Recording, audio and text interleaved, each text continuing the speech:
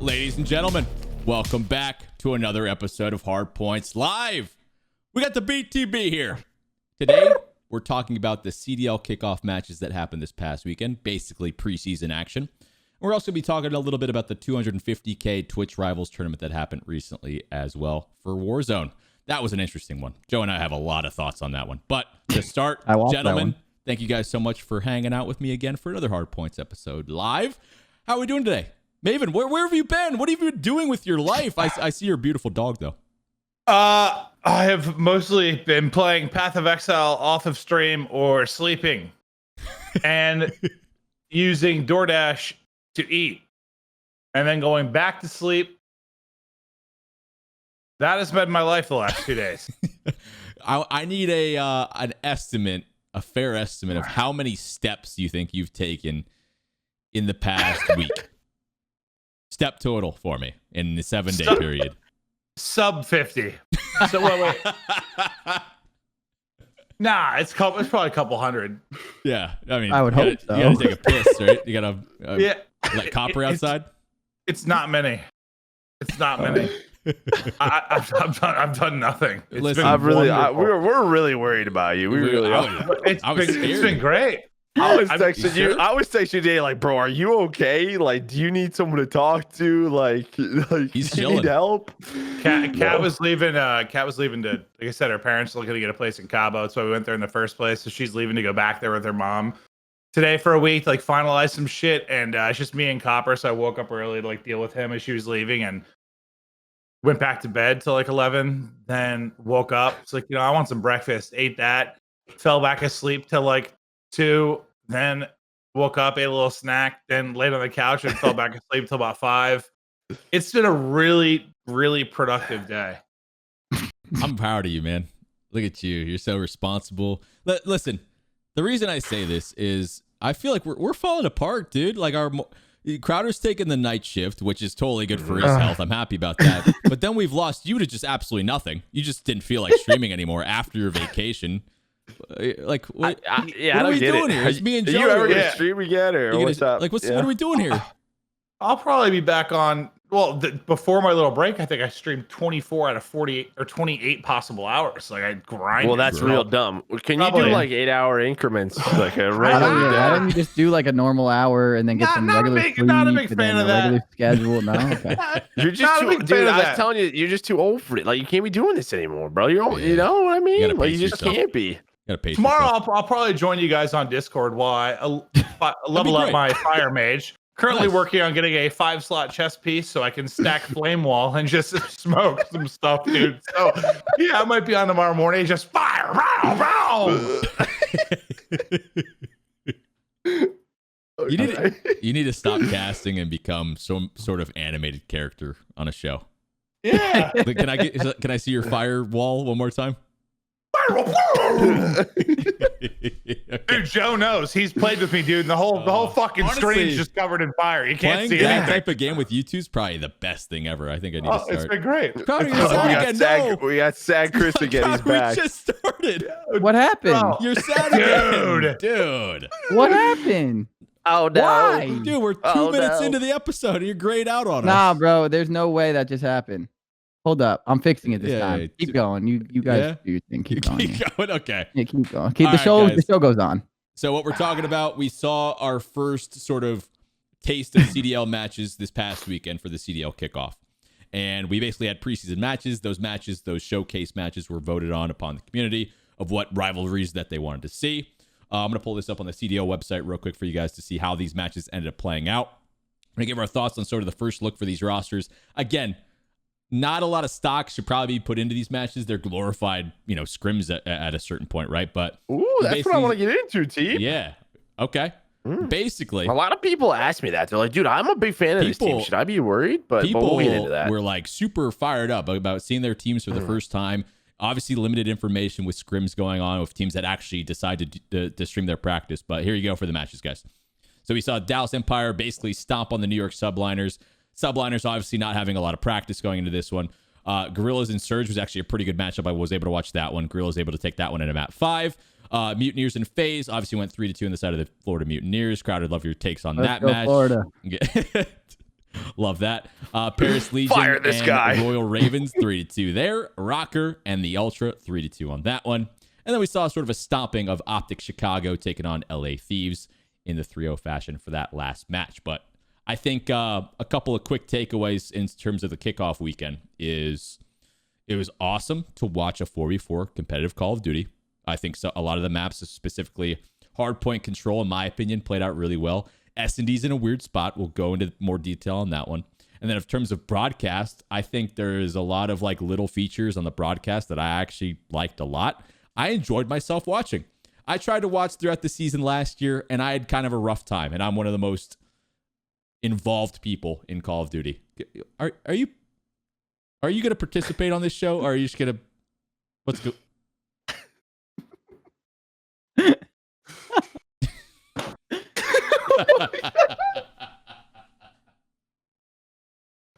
Hello, it is me.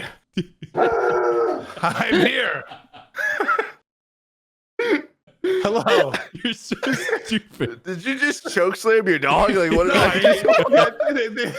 did He chokeslammed me. Yeah, I don't know who won there.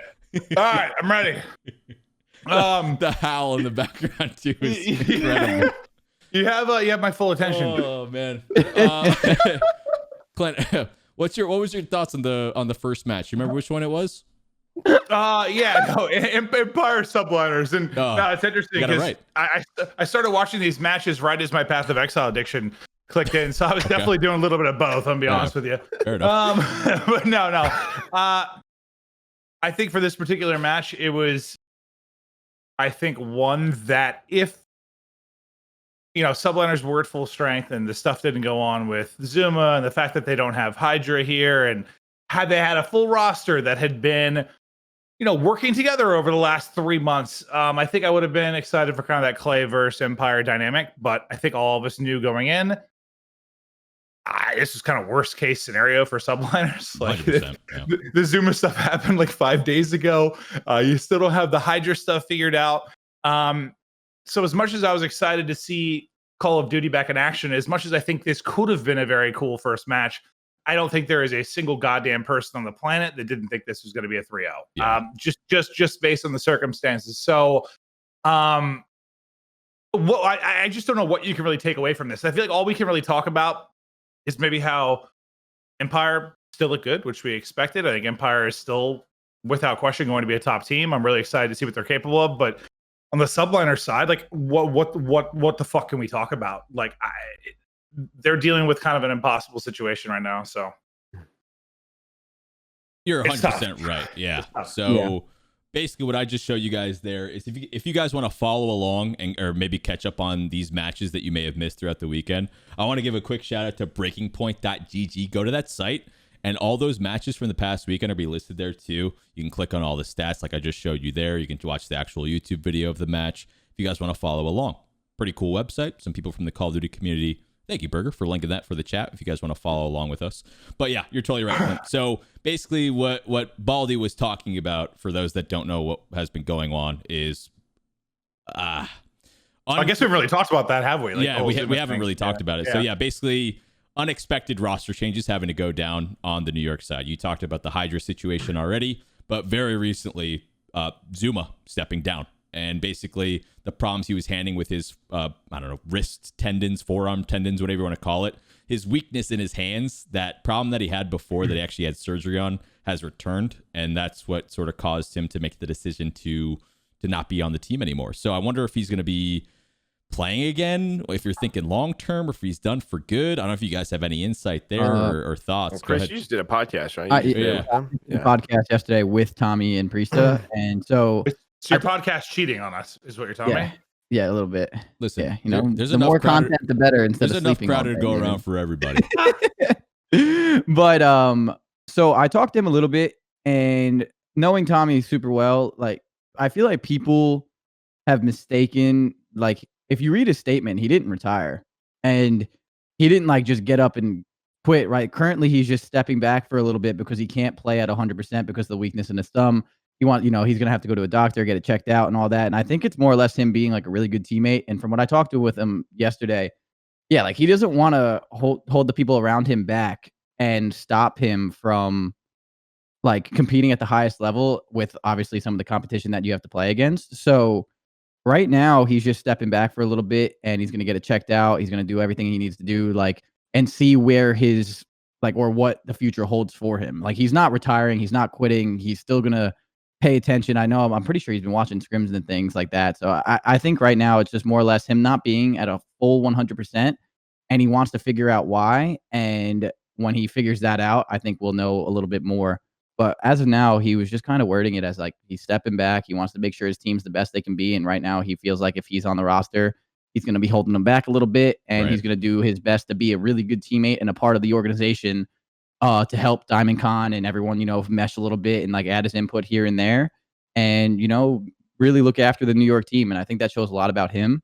Yeah. And he's just in a tough situation. But for him to do that shows a lot about him and just how well, you know, how awesome it is to have him on the organization. So yeah, I don't think 100%. he's been retiring. I don't think it's like a long-term quit. It's just, you know, stepping back for a little bit. Decision for his reputation too, right? If you're not completely confident in yourself and your gameplay, right, you don't want to have bad matches, you know, be the potential cause for your team not to do well. So I agree with you. I think that's a definitely tough decision for him to make, but probably the right move. Didn't he already get surgery like for this though? Like years ago? Before. Like he got surgery once when I was, when we were living in Texas together in the Faze house. He got surgery on it, and like there was a potential of it coming back. He doesn't know if it came back. He has no idea currently right now. So it's like he has to figure all that out. But there could be scar tissue. There can be so many different things that like lead to more weakness, or maybe he just needs to, you know, treat it a little bit better and figure that out. So I know he had the surgery on it, and he doesn't know if he has to do it again. But it's more or less just kind of trying to figure out what the hell is wrong and just make sure he can help in every way he can. Yeah, I guess I think in my opinion, what's good for him is I think we would all agree, if he did want to retire, he is someone you could, if he wanted to, slap on the analysis desk in an instant. The guy would crush it. If he wants to go the streaming / content route, I have no doubt in my mind, if the guy puts in the time, he could be great at it. He's got more personality than 99% of our players. And I think he could do it if that's what he wanted to do. The question is, it always boils down to that, the competitive nature side. Right? Like, Chris, I think you were good stepping down. Like, you didn't give a shit. You're like, I'm done competing. I'm ready to do stuff. But I don't think that applies to everyone. I think maybe that's something that I think Joe and I talked the other day. Like maybe Damon, like Karma, kind of struggles with a little bit. Is, you know, he still has that competitive drive. Isn't sure if he wants to maybe go all in on content. And I'm not sure where Tommy's head is exactly, but I guess I don't have too many worries. Like once he figures out what it is he wants to do, I feel like he could find a ton of success. So I think it'll work out. It's just, it sucks to have it end the way it might end with something like an injury. It's a crappy way to go out, right? It's just like unforeseen circumstance. I just hope it's not something worse, like the injury, the repetitive motion injury, whatever it is. I don't know. I'm not a doctor. I just hope it's not worse, and I hope it's like repairable, at least to a certain degree, right? Because I just don't know. Is that something similar to along the lines of like carpal tunnel? I really don't know. I would have to obviously ask a medical professional, but I just hope that in the long term, like even going like later into his life, that his hand isn't gonna be fucked up, you know? Yeah, I think if it's repairable in any kind of way, and he can, you know, make sure he's back to 100%, I think we see him back in action like right away. To be honest, I don't know where his mind's at, like where his heart's at. If he wants to keep competing and all that, I have no idea.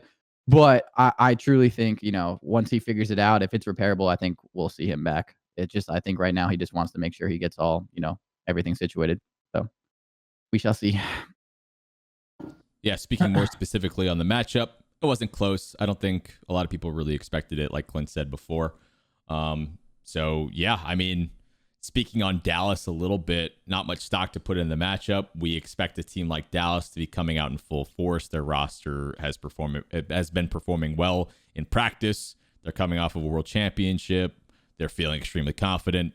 Team's absolutely disgusting. So not a big surprise there when it comes to Dallas. I can't wait to see them. And I guess I don't mean this in a mean way, but it is what it is, in a more competitive environment. Simple as that. So yeah, I mean, at least it starts out better than it did It's different circumstances based on who you play, but think of the launch kickoff weekend event last year. Yeah, in Minnesota, like Empire just got shit on twice. Everyone was, all the router memes and everything that was going on. So better morale. Obviously, this is an easier matchup without question, but at least it's more of like a starting off on the right foot, came in, handled business, not just getting shit on by the entire community. Maybe that's a little preferred to kick off the year. Yeah, for sure. I guess we'll talk about the other 3-0 that happened as well. We saw that of the last matchup of the weekend. We saw Optic Chicago taking on the LA Thieves. You guys see the result right there. 3-0 for Chicago. I guess I was expecting the matchup to be a little bit closer. Again, glorified scrims. Wasn't points or really money on the line for this. But sort of just like a, I don't know, bragging rights type of match. Maybe the players didn't really put that much 100%. stock into it. It was just a scrim at the end of the day, but I guess I was expecting it to be a bit closer. Thoughts? Yeah, I think closer is definitely what I was expecting. Clint and I were talking. It feels like anytime there's a big matchup, it's the one that's a 3-0 throughout the weekend, right? Like we had however many game 5s, but I don't know. To me, it's these two teams, like their trends have been on a similar path since I can remember. I feel like even 100 Thieves and Black Ops 4 started the year off really slow, had to go through some roster changes. Last year with Optic LA started off really slow. It feels like slasher teams get better as the year goes on, whereas the opposite for Optic Gaming Chicago teams, they typically start the year off really, really hot. Come out the gates swinging. One of the best teams in the world at start, typically win early. And then the middle of the season is usually the tough part for them. And again, that Chicago team, like what they did 3-0, like, I mean, they smoked him. Envoy looked good. What he was doing on the control was being that annoying player. I mean, they're all in Texas.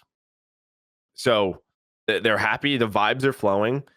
But vibes flow when you win, right? Vibes are always going to be good vibes when you're winning. That's the question to me will always be about Chicago when things start to go bad. Like, it's a tough league when you're not winning every single event. Like, sort of what's the response? So, but this is what both of these teams, for me, trend wise, have been great for the start for Optic and Chicago teams. Always at the beginning of the games, and 100 Thieves and Slasher and these guys, they typically start out slower.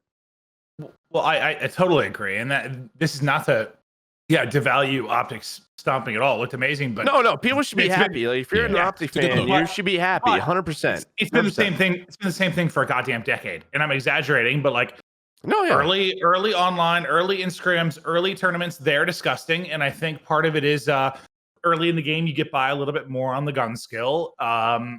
There's more mistakes made by either side, so you kind of get away with some stuff. But we all know, 6 months into the title, when there's a lot less mistakes, everyone's playing the right way. Everyone's finding new ways to play the game. The pace of the game picks up. And when you make mistakes, you lose. That is a lot of the times when, your scump and formal teams have, I guess, struggled at times. And that's not always been the case, but I feel like since I've been commentating, that's been the case quite a lot outside of maybe like AW, I guess. But I don't know. We'll see. Like if they can just I mean, in the game. We would come out, they'd be streaming 1,000 hours. Our scrims were fired the fuck up. There's a lot of energy in scrims and everything, and it just kind of dipped as the year. I was in that situation. So yeah, totally. Yeah. And that's the one thing I will always tell those guys to them too. Like if they could find a way to keep that same sort of fire throughout the year, they'd be insane. I don't know. It's easier said than done, though. But it's hard. It is hard. 100%. When you've won everything, you've seen everything. Well, yeah, true. But I think a new title just in general for some people renews the fire a bit. Like it's a new title, you want to show you can shit on everyone. Like just that new yearly release, I think does that a little bit. But and don't forget too, like they besides IW champs, like they typically would. You end with champs, like, so you're pissed about it. You're motivated. Next year is going to start. Like you come out of the gates, like we have to be better next year. Yeah. Like that's what the start of the game is you want to show everybody in your fan base that we can win. And they usually are. Like, I mean, I go back to World War II, like the early games, they were always so good with early 2Ks. They win everything. They won everything. Like that's always been the trend for them. Like always it's coming out of the gates hot. Like, that's the way since I can remember. So I mean, Optic looked fantastic. They looked. I mean, I've been watching those. Really, the only team you can really watch scrims on. They've been crushing. They really have. So, it's if you're an Optic fan, you're obviously happy right now. Yeah, really good look. I think great takeaways on the other side. Is it a reason to worry for Thieves? I don't think so. I think there's plenty of time for them to sort of turn it around. Really tough opponent of, I don't know, where we rank Optic in a power ranking right now. Top 3, top 4, top 2 maybe. Yeah. Okay, you're saying top 2. Okay, so well, I think you'd be one or two right now if you're going off of this weekend. Yeah. I mean, yeah. And then I mean, of course, it's only been scrims, but I don't think you can discredit that for sure. Yeah, makes a lot of sense. So I don't think it's time to worry just yet. And then you got Clint. You brought up the Texas conversation too. As this year goes on, you've seen these teams transition over. We understand that we're going to be in an online environment. Are the teams that have decided to relocate all to one area going to be beneficial? We see some teams, maybe it just hasn't happened yet. Maybe it'll happen closer to the season starting, or I don't know, sometime during the first stage or whatever you want to call it. But will these teams that have relocated to like Texas, for example, dominate? It's looking likely. Well, basically, I mean, everybody has outside of your squads in Atlanta.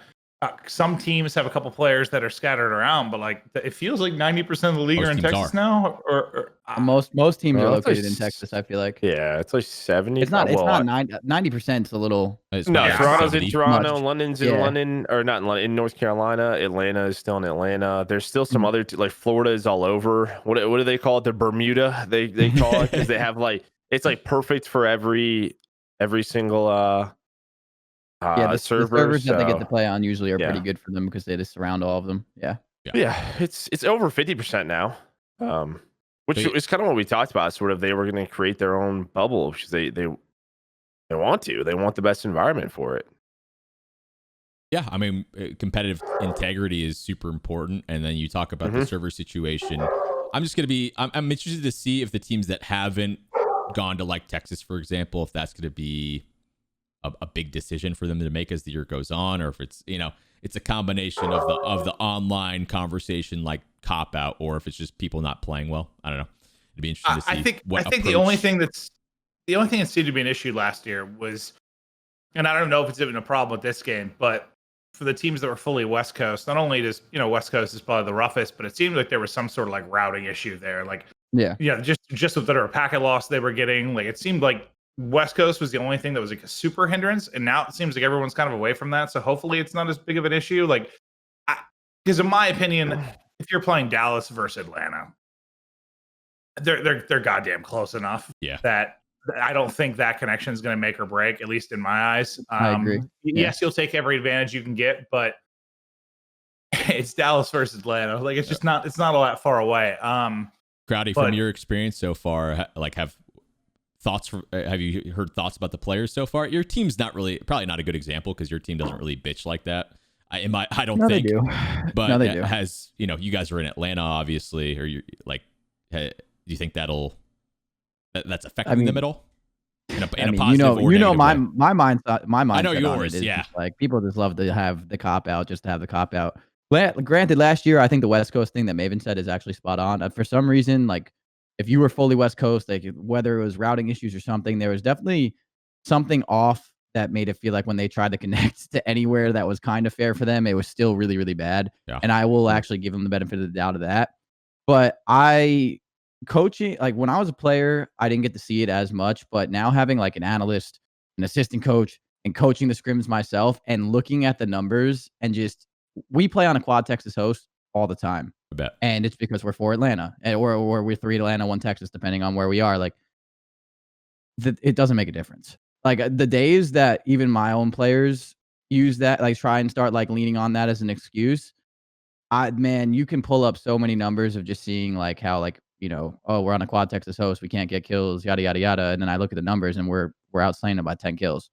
It's like, so clearly, clearly the Texas host obviously is giving you enough to get more kills than the other team and you're still losing. And there's always ways around it. Of course, it's still annoying, but I think a lot of that like lives in your own head sometimes as a player. And that even happened to me when I was playing, and I'm sure we've all done it a little bit.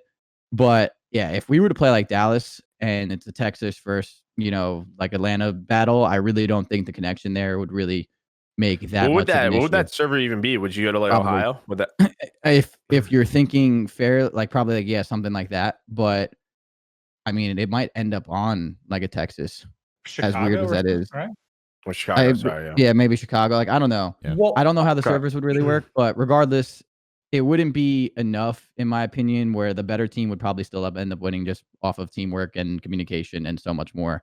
Yeah. And I feel like that is usually how it goes. I mean, a lot of the times the results online, man, are really not that much different than LAN. I know, of course, you have your outliers, and of course, there's going to be situations here and there, but a lot of the times the team is just better. Well, and that's just I how think it goes. I think a fair take of it, like going from 70 to 90 or 70 to 100 ping is a hell of a lot different than going from 30 to 50.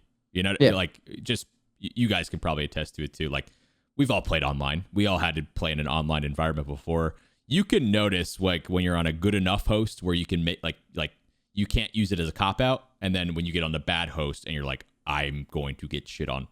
There's going to be a lot less of those situations where a team's going to be at a massive disadvantage. Besides maybe LA, right? Yeah, they might be in a rough spot. That's a rough yeah. situation, maybe.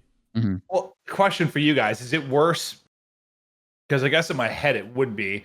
So we talk. Let's say a game like, God, I don't know, AW or hell, last year with Modern Warfare, where you have a billion meaningless so much kills, faster.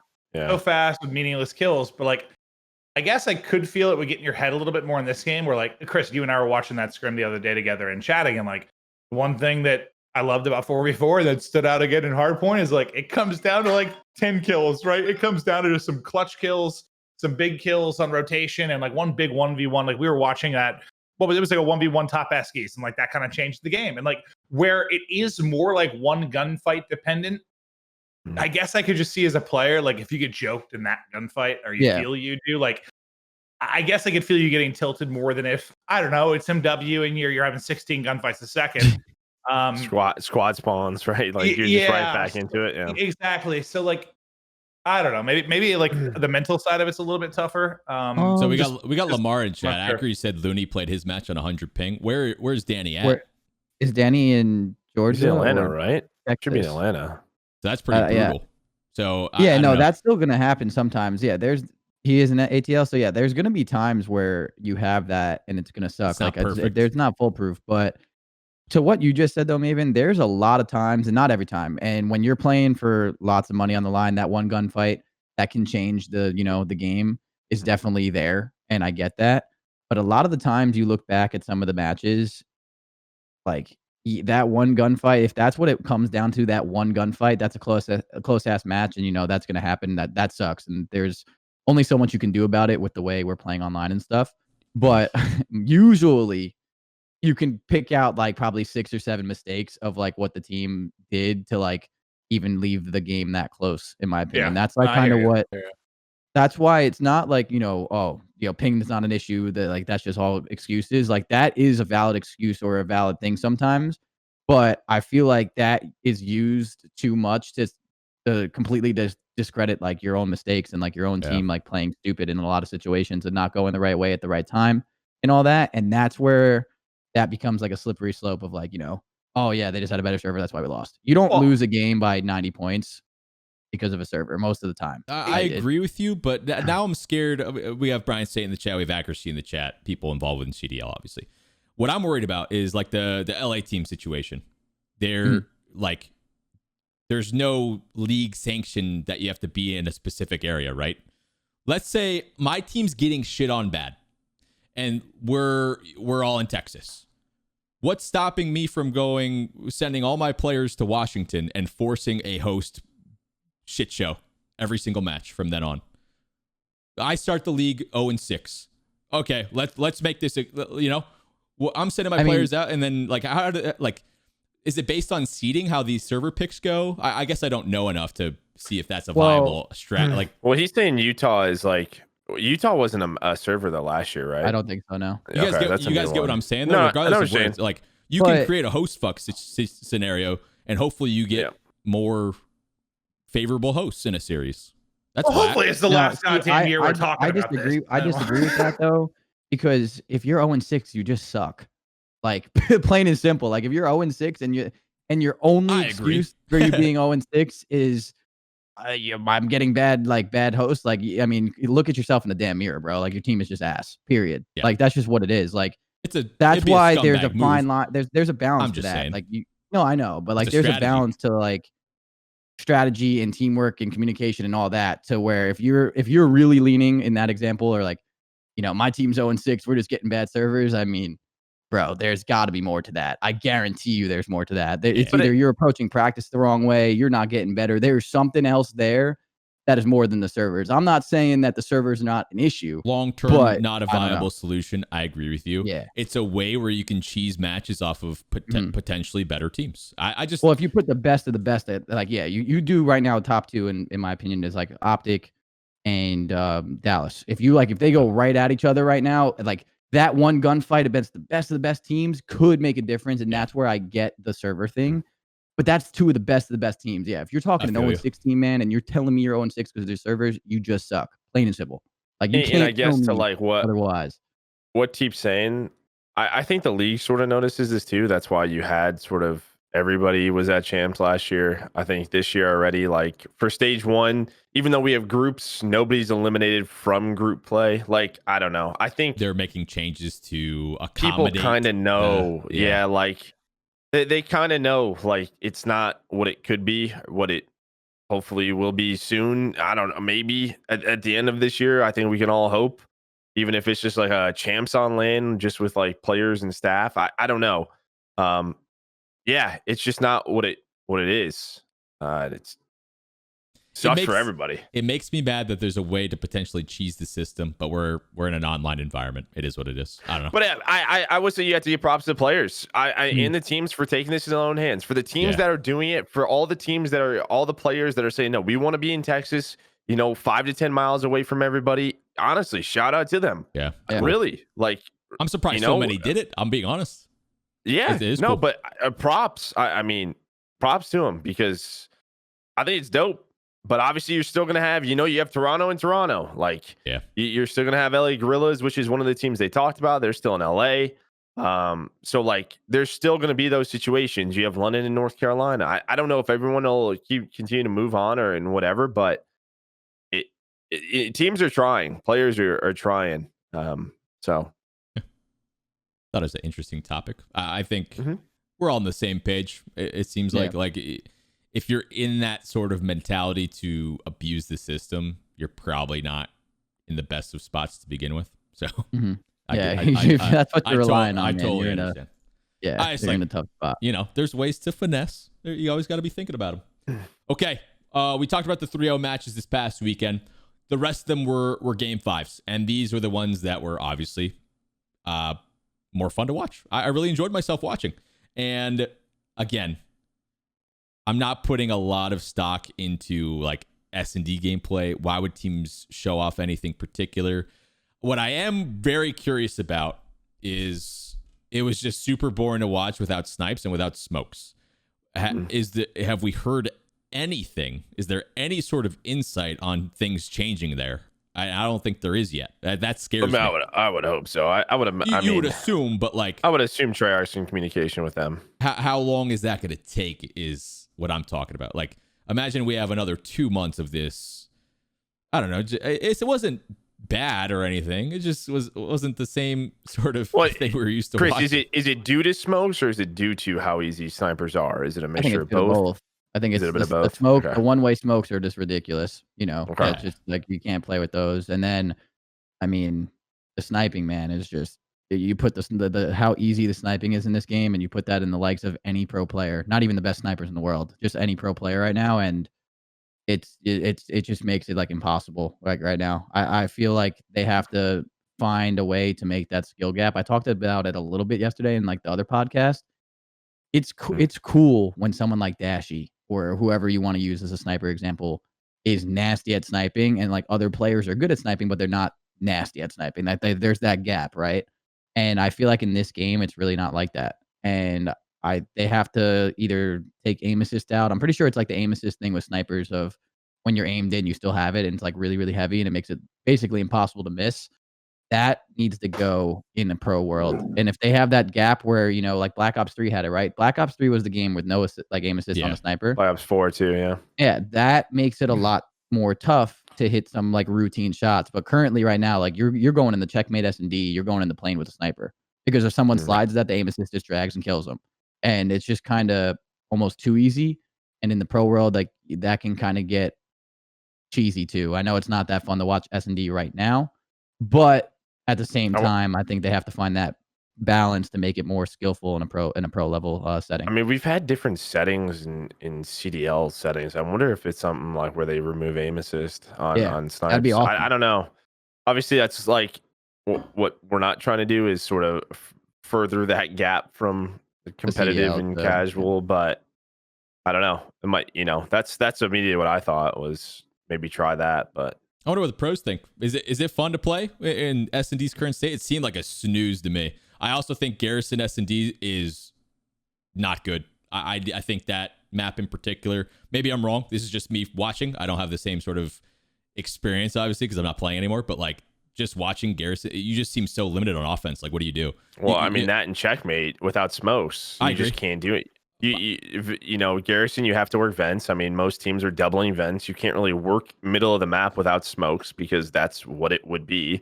You would try to hit vent from middle of the map. You can use both bomb sites. On Gary, you're not. You send a guy a green at that nasty heady looking through like under the little railing there, and no pro is going to die in that position. I don't know. It's just boring. I think Express needs to take over Gary as soon as possible. And to that point, Joe, I agree with you. I'm not a big fan of checkmate either. So hopefully we can get like another map to remove that one too. But I don't know. Just watching, I'm just like, it seems so one-dimensional. You send your AR to the power position. Does he win the one-on-one heady fight? Lit. We won the round. That's kind of what it seemed like. Yeah, it's just one of those things. I don't know if like checkmate, if like you have a different, obviously it doesn't matter the game mode with checkmate. Everything revolves around the plane. It creates a power position for ARs. If you can clear it, it's a position where if you're in a sub, you hold it. Like, when you have control of it, you can see the entire map. You can go wherever you want and look over it. Like it is the map. But I don't know if it's something like checkmate where you can move a bomb. I have no idea. Yeah. That's obviously something. It's a good idea. Yeah. Maybe moving the bomb I don't know. That's something that I'm sure the players can discuss with Char, but do like one. Yeah, bomb, Express definitely has a place.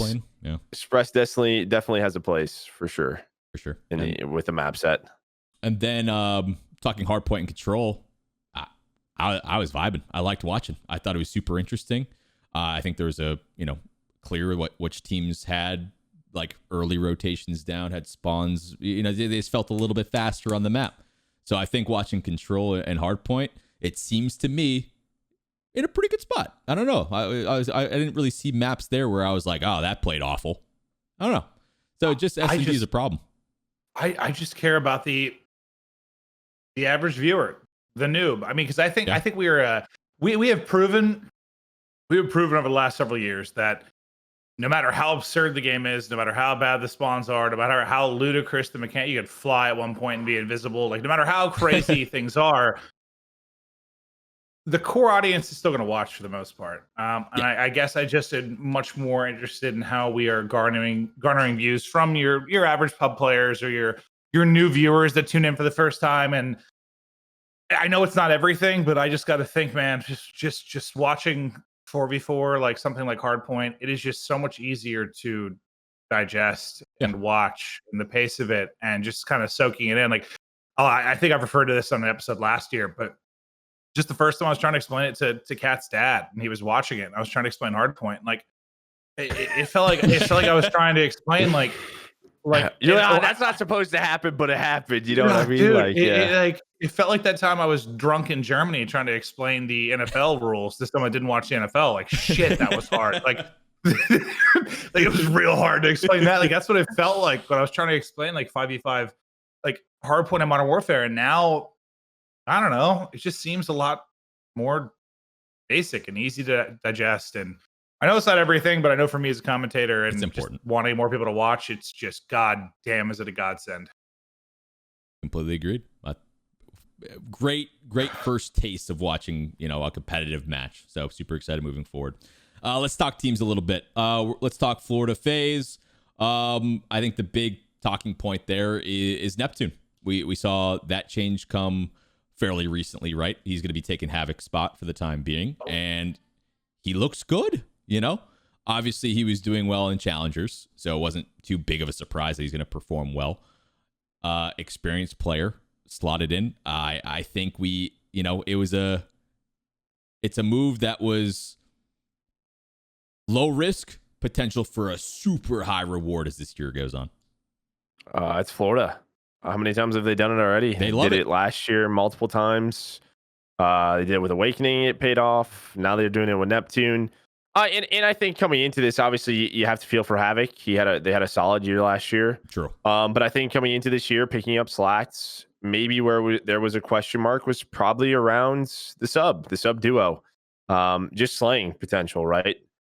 And they took the risk. They go for a young talent. I watched him like the first Challenger Cup, and I mean, you watch him as a player. He's naturally gifted. Like, he can shoot real straight. He's got good comms. He comes from Halo, right? Like, which has had success. But yeah, I mean, Ogre 2 and Atura, they have figured it out. I mean, I give a lot of props to those guys. Obviously, Ogre 2, like, it's got to be a tough conversation. To your players, like, we're going to do this. Like, they've taken the chances, and I think some of those guys are used to that by now, but it's a tough conversation to just say, hey, we're going to give this guy a shot. Again, if it doesn't work out, we still have Havoc on our roster. We can work with it. And then for Atura, I know you put in 6 weeks of work or 8 weeks, 2 months now, but we're going to plug somebody else in, which is you're going to have to get someone else on the same page. It's not easy to do all the time, and he's done it multiple times now. I think he's definitely underrated on sort of like the coach scale, but it's another year when I watch this match. I think Maven and myself, we were doing some video content for the CDL, and we were talking about Florida, and they won multiple times last year. They got what, like a couple of second places, top fours. I don't know. It's just this team figured, like, they're there, like they're here. Like, it's a team that you just always sort of brush off, but then you blink. And again, I know this was just a game 5 win over Faze, but it's just like they're a competitive team. Like, they know what they need to do to compete. Yeah, I think the Florida team is also better talently, like with talent on paper than people make them out to be. Like, I personally think Awakening, I know he hasn't gone to LAN, and I know, like, there's always that, like, criticism I guess he kind of gets, but I think Awakening and Skies, like, let alone, shoot a lot straighter than people think. Like, Skies is real good. Yeah, no, I think like they're a lot more talented than people like give them credit for, especially Skies. I think Skies is so underrated. I don't know much about him as like a teammate or a player or how smart he is. I like too much about like the intangibles, but alone, the way he shoots his gun and his gun skill alone, he is a lot better than people think. Awakening is very good, and he's now better than what people think too. Like, I think their team is just like criminally underrated. So I give them a lot of respect, and I think they're really good. So I definitely think that's like a big thing for me, is like every time people talk about Florida, it's always with this like weird like aura around them that they're not that good, but they really are. And I personally think Neptune, we haven't seen like too much, but like he looks really good right now and really promising. And then we have Slacked, the guy that has never gotten any credit ever, but like he's disregarding last year, and last year was a very weird Call of Duty, as we all know. Yep. The guy wins every year. He has found a way to win a championship, at least one, every single year. He's clearly doing something right, and he knows how to play Call of Duty as a team, and he knows how to play Call of Duty to win. At the like whatever you say, he's been getting it done with the right teams and different teammates and different organizations. So I think he brings a lot to the table on that like front as well. So I just think they're a better team than people make them out to be. And also, we were just terrible, so that didn't help either. Well, thoughts I can on the go match? into that if you want. Yeah. What? Yeah, go take it away. Oh yeah, I can. What's your thoughts, bro? It's just we suck. just a scrim, right? But pissed. Oh, see, okay. Look, it was just a scrim. It meant nothing. And if you're going from that side of things, of course, it's great, right? Like, it meant nothing. Dallas Empire went to Minnesota and got smoked, and they won the year. Like, in hindsight, yes, it doesn't mean much, but it's a good wake-up call. It's a good way to gauge where you are. It's a good way to see how you're performing with just a little bit more pressure on the line, even though it's not money, but people are watching. You have your pride and stuff at stake there with like how you're doing. You don't want to do bad. People are watching. Yeah. Yeah, people are watching. So it was a little bit more pressure on the line, and we played terribly. And I'm talking from start to finish on every single map. The S&Ds were abysmal. The amount of lives that were getting thrown away. The control was terrible, even though we won it. Like the hard points looked really, really off sync. And it was a wake up call for like our team, and just in general for like the culture of our team, in my opinion. Like I can say this, I said it a little bit yesterday on my cast too. Like we have been approaching, in my opinion, practice slightly wrong.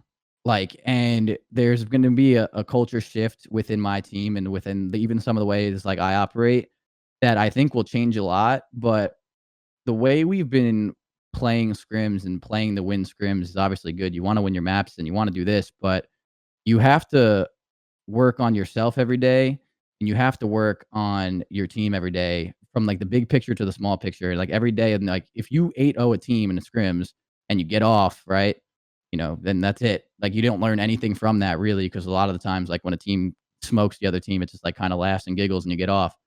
You really don't win that day, and you really didn't win that scrim. If anything, you're an idiot, and you just get off and you get worse, and you teach the other team how to get better. And technically, that's an L for you, like in the bigger picture.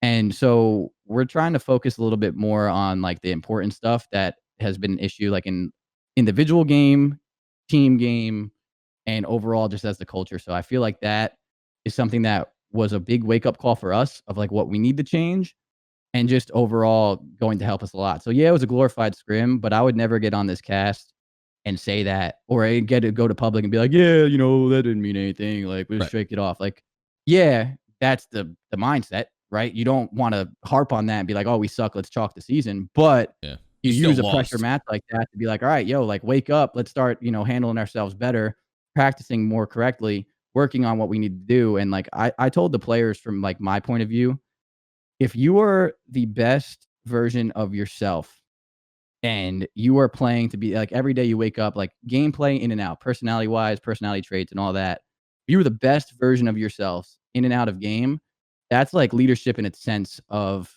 just your team. Like if you're helping each other become the best versions of yourselves and watching them, watching your VODs and doing all that, without that, it's like that is where you need to be the best team that you can be. So like for me, I feel like that match and the way we practiced and having a year experience with these guys showed me a lot about myself, like, taking some ownership on that too. And just on the team of like, the culture was just off. And I think we need to shift it a little bit. And I think if we can get it down more, we'll come a long way, because talent and all the, the flashy plays and the 1.2 KDs are fun. But, sometimes you got to look in the mirror and just be like, all right, like, what are we doing wrong that like, we're clearly having some of these mistakes happen in so many more matches. So yeah, it happened at match time too, right? Like that's really same thing as last year. I mean, all the finals you guys got to, but yeah, like that's but we there was lost, always and just there was a communication issue. Yeah, like there was so much shit that we could have done better, and I could have done better, and I think that's kind of where I'm at this year, and like what I want to kind of focus on is just helping them. Like, it's not my team. Like I'm not playing the matches, but like to nudge them in the right direction to be the best people and players that they can be for each other. It's accountability. We'll see. It's accountability. But yeah, that's why you got RSDs too. Yeah, we'll see. I'm super excited that we lost, to be honest.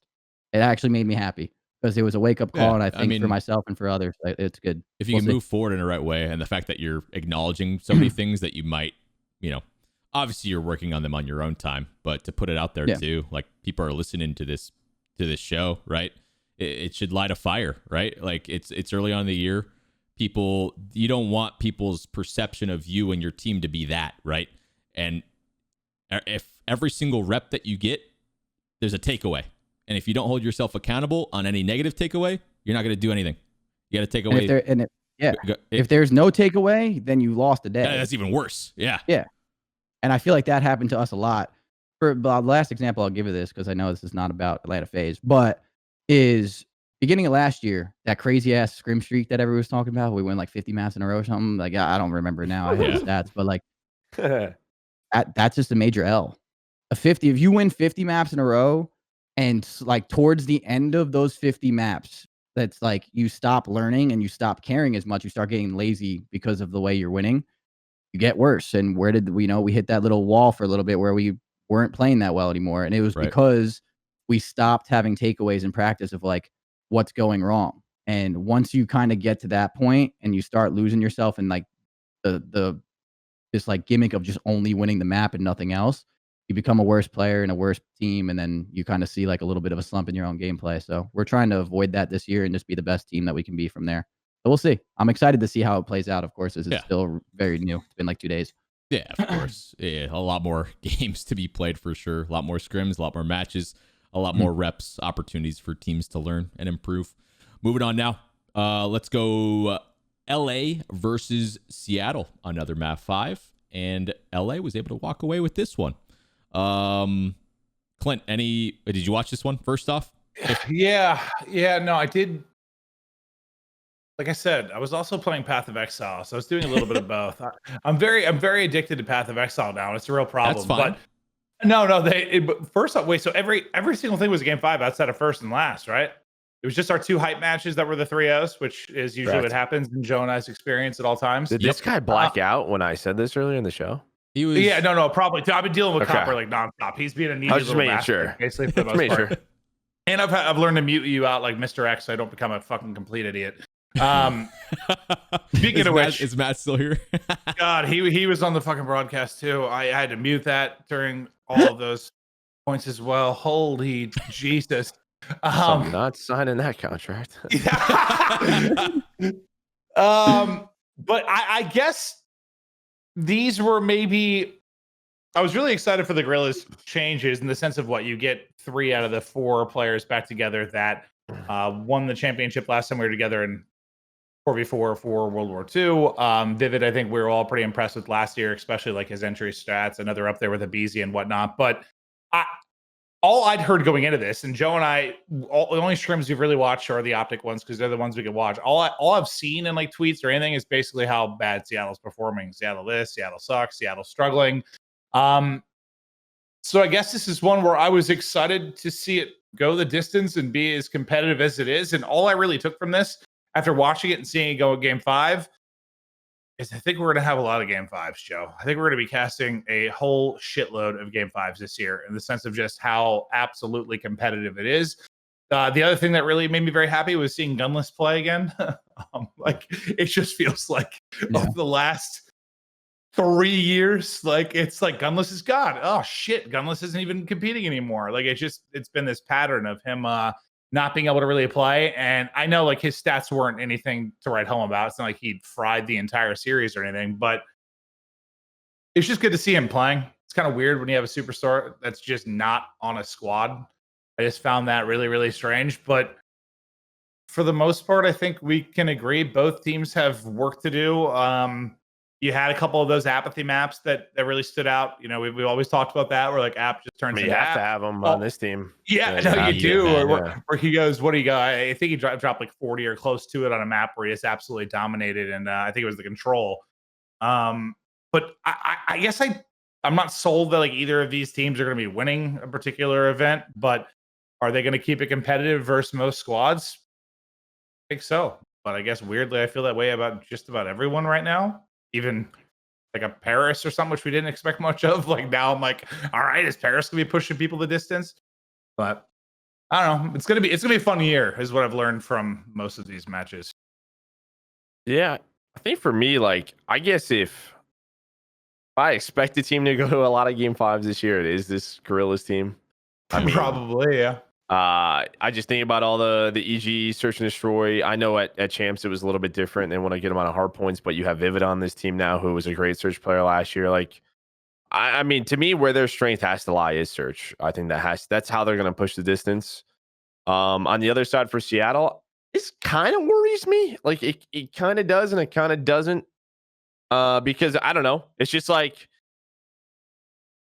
last year's sucked for him, didn't it? Like it wasn't great to watch. I know a lot of things didn't help them, but I mean, I was just hoping like maybe they start the year off with a win and sort of get that confidence going a little bit, but maybe it's just one of those things, you know, if I don't know if Linear was playing on her ping or whatever it may be. I know it's still online, but I was just hoping for these guys to have a better showing, really, to come on with a win, because it's not like you want a game 5 with one of the teams that we think is going to be a top 4 team. You didn't, so a little worrisome there, but it's a team I think we know can get better. You have great leadership on this team. You have a lot of experience on this team.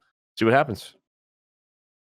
Yeah, I think those are fair points. I think it's one series, and I probably shouldn't even say something like this, but I guess I'm just used to Sam last year just dropping a goddamn bomb every respawn. We didn't see bombs from him.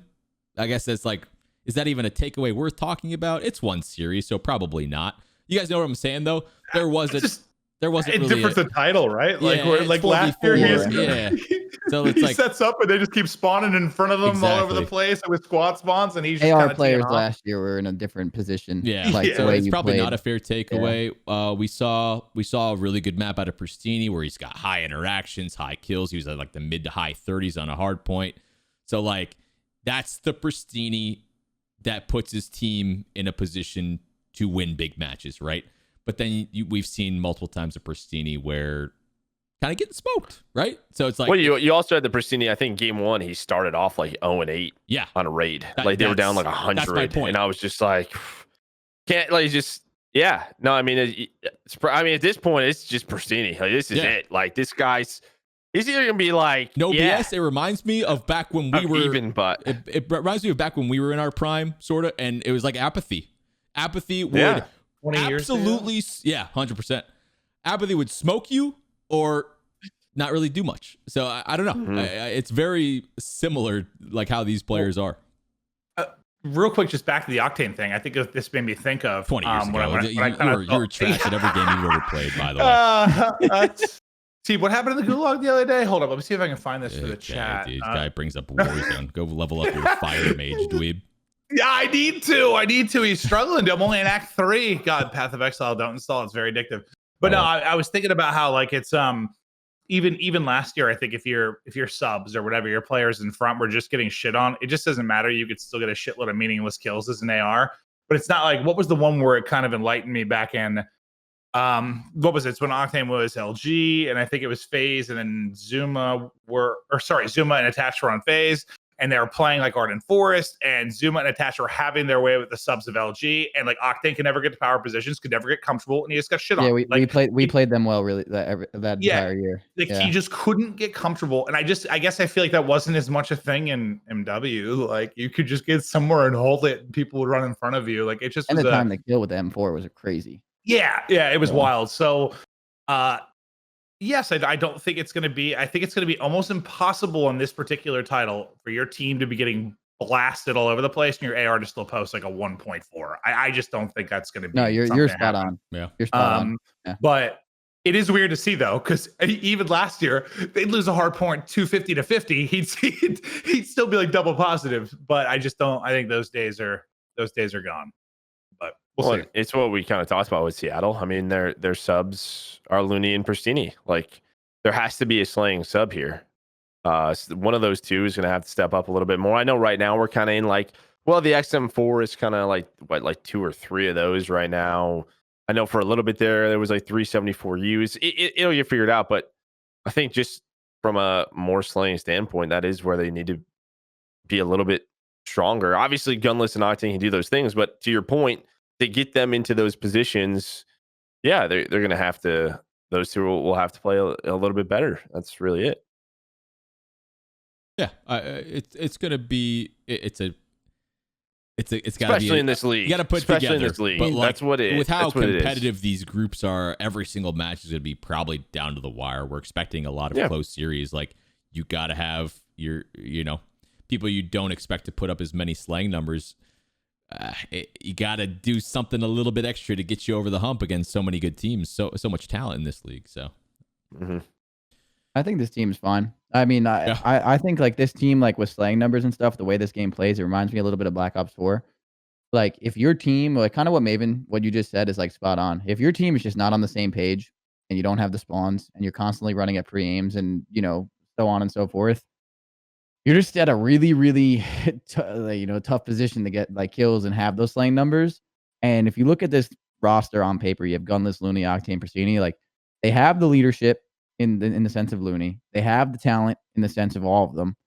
They just need to, probably make sure they're actually making progress in practice and getting on the same page and so like all that. So we'll see in like a month or two with them, like where they're at. But like that's like you look at this team and you just be real, like, just being transparent.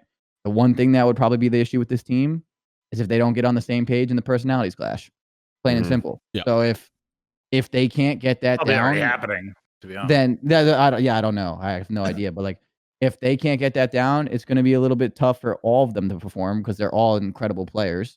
And if they, get over that and figure it all out and get on the same page and start making progress, I think they'll be a great team. So we'll just give them like a month and we'll see. Like that's kind of where I'll like have my opinion on that team and see where they're at. Yeah, I'm interested too because I guess Seattle made some unexpected pickups. Nothing crazy, but if you looked at a sheet of paper, would you think that they would have gone with this lineup? Kind of odd. The point that I'm trying to make is as this year goes on, we're back to 4v4. I don't think teams and individuals on teams are going to put up with like below average gameplay like they would for the past couple years in 5v5. I think it was a lot easier in these past couple years to fly under the radar as an average player because of fives. It sort of evened out a lot of people's stats. Feel free to disagree with me. But in 4v4, you get punished a lot more. When you play bad in fours, you can't. I don't know. I'd like to hear you guys' takes on this. Do you think teams are going to be more willing to make a roster change faster because of a lack of performance in fours? I think it'll be similar to last year. Like people pull the trigger pretty damn quick. Like I don't know if there'll be that much of a difference going to fours. But before we get to that, real quick, just your first point in that about. Were there any surprises maybe with who was on it? I guess the only surprise I would take from it is the fact that obviously you're rebuilding around Octane, right? Like he's the guy that stays. I guess I am shocked where most teams have found like one kind of young superstar to take a risk on, one up and comer, like where it seems like every team has one of those guys at this point. They're like one of the teams that didn't. But this to me is that was the only thing I was like surprised by, I guess. If like you did build around Sam and you got his opinion, I mean, this to me is the opposite. Like he took the non-risk factor. Like to me, I think he absolutely could have. Like this was he didn't want to. This was people he had success with in the past. Like he had success with Dan. I'm not saying it's the wrong thing to do. I agree, but it was like, there for sure. Most teams have like some sort of 18-year-old up and comer type player, but some people aren't going to want to take that risk. Some are. It's just the way it's going to be. But that was the only thing that I guess I was kind of maybe you could say surprised by. And to your point, TeeP, about the roster changes, maybe the reason they went, what happened last year with Seattle, we're all pretty sure they ran out of money because they paid their starting lineup too much money, which means they had to rotate their subs in, which was Panda and Proto. So they couldn't go out and get somebody. I don't think they had the money to do so. So maybe the reason they have this roster is maybe there's a little extra leeway for them to, if someone does mess up, great point. They do have some cash because you had Looney last year he didn't even play most of the year on a starting roster. You had Gunless who for the most of the year didn't even play on a starting roster. Maybe, I don't know, because they weren't on a starting roster, maybe the salary is a little bit different for those guys. So yeah, like maybe there's budget in there so that they do have a plan B. I didn't think of it like that. You're totally right. That was a very expensive roster. They put a lot of resources into that. Well, that's why they couldn't make changes. We're like, they got to make changes, and they're like, we just can't. Yeah, we don't have the money. You can't just we can't do it. Yeah, you can't keep spending all of your cash on something like that. That's true. Okay, I'm interested to see how like there's going to be bottom teams in the league. How fast will they make changes? There's a lot of really good challengers players performing well, like challengers, like because of the 4v4 shift. John's a good point too. Because of the 4v4 shift and just how competitive challengers was getting on its own already. Like there's there's just going to be a lot of people like right there to take someone's spot at a cheaper cost, most likely. I'm ready. John had a lot of success with Octane. Baldy, you going to play? How many pro points are you going to get? I guarantee I could shit on 99% of the league in a gunfight right now. Really? Yeah. So how much COD have you played in the past 2 weeks? Well, I mean, I played ask him a hardpoint rotation. Tell me the hardpoint rotation. I played like 26 out of 30 hours as of Wait. 2 days ago. Now I've just slept for 2 days. Is basically the Maven, tell me the hardpoint rotation on Garrison. Go. Hardpoint rotation on Garrison. You start at the first hardpoint, Joe. Where's you that? rotate to the second hardpoint. Where's that? Into P3. Where's that? Into P4. No. And Chris taught me a really good thing about P2, Chris. And we were watching that 100 Thieves versus Faze thing. I don't want to give it away because I don't want to ruin anything. But you were teaching me the secrets. I know secrets from Chris that you would never know, Joe. Maves, and I would love to hear the 1% that you would like. You said you would outgun 99% of the league. Like who would you not outgun in the league? Let's see. All of Optic's getting gunned. All of Faze is getting gunned.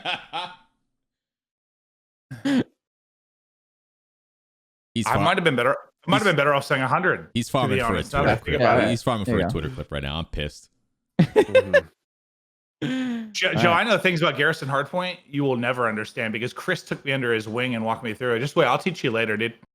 Can I have some lessons from you, Bald Master? If you want them, dude. Shut up. Hey, stop it. What are you doing? Get over here. Unbelievable. Let's talk Paris. Let's talk London. This was a weird one because of the whole London situation. Zero Trey was playing from the UK. His ping was, what do we guess as a group? 120? That's not fun. Probably somewhere around that. Maybe a little higher. Yeah. So I don't know. It's a worry, right? At this point for New York with Hydra, for London, it's kind of we're 2 weeks away. Start of stage 1. It's a bit of a worry. I don't know what they're going to do. I don't know if they're just going to send it in official matches. I have no idea. I'm not sure. Tough. You got to find a sub for the time being, right? But who? I don't know. Yeah. I'm just saying. I have no idea. I'm looking at these stats right now. Reminder, folks, if you guys want to check out and follow along these matches throughout the year with us, I'll be using this site a lot.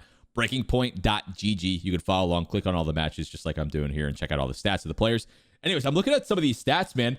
And like these hard points aren't that bad with like Zero not being able to perform like he usually would. Maybe that's a they got heavily outslayed. And I think for Paris, they won both of the hard points, in which if it's a newly formed roster, what are you probably putting the most time into? It's probably hard point. So I guess the fact that they won both of those is a pretty good sign. I know it's a very unique roster, but Aqua played really, really well. Aqua's on fire. Really good. He seems to be in a good position. I think Classic and Fire could be a really underrated sub duo, like a ton of pressure on the map. I think they're going to be fun to watch, honestly, Paris. They're going to be a scrappy team. They're going to be a scrappy team. And the reason why I say that is like Classic and Fire. I don't know much about Fire yet, but just knowing Classic as well as I do, that is someone that will actually get in the hard point and throw a body out there and like actually be bait. And like, I think his play style, he might not look the best doing it in the sense of statistics, but Aqua and Scraps, like alongside of players like that, I think will help them do really, really well. We kind of seen it with Aqua already. We'll see how that plays out because, I think he had like a record-setting series already. He had like 100 kills in 5 maps or something crazy. So I think players like him will actually really feed off of like that kind of energy from Fire and Classic really well. And if they get on the same page, and I know like Classic knows he's a very, very smart person. You don't hear a lot about him in the public's eye. He's very quiet, but he knows how to play Hardpoint. He knows how to play Call of Duty really, really well. And if he can get the team on the same page and more or less be like a slight leadership role, and then they have the new coach over there with Theory, like I think this team is super underrated. I haven't seen too much of them because I haven't been able to play. Like we haven't scrimmed them too much like when I was there, but I don't know. I think they're gonna be a good team. I don't think this will be like people. I feel like when this team formed, because they were the last team to form, everyone thought they were gonna be like the worst team in the league. I really don't think they will be.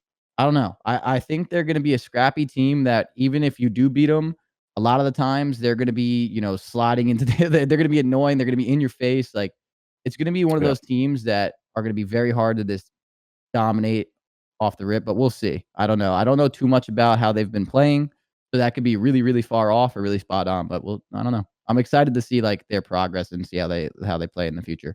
And I guess I was wrong. I guess Scraps is running the second sub, so I had that wrong. But Scraps. Well, regardless, either way, like I think Classic to that point. But so Fire's flexing then?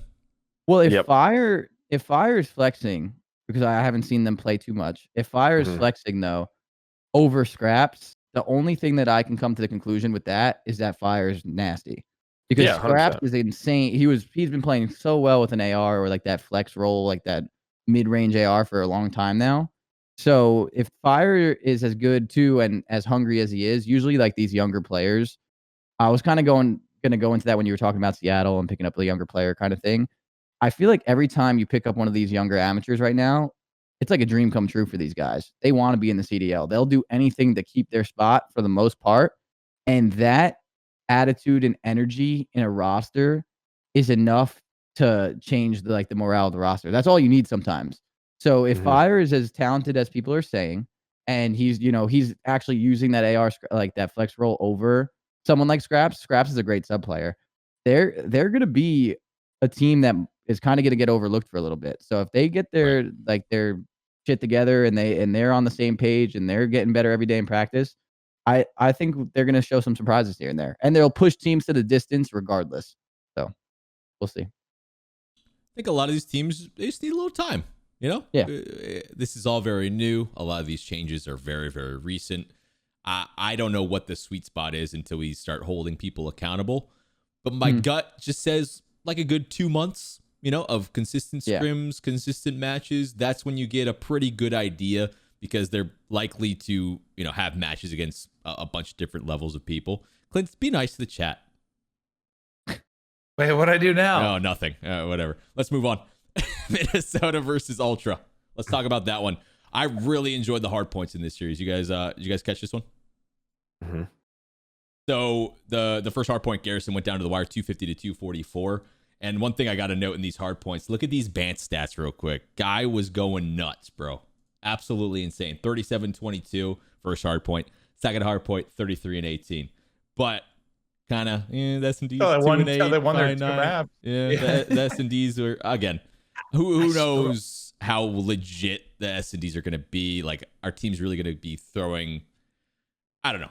How hard were these people going in S&Ds, but. Well, major fraud in both searches, which is a great sign. Yeah. How did he hit 12 in both.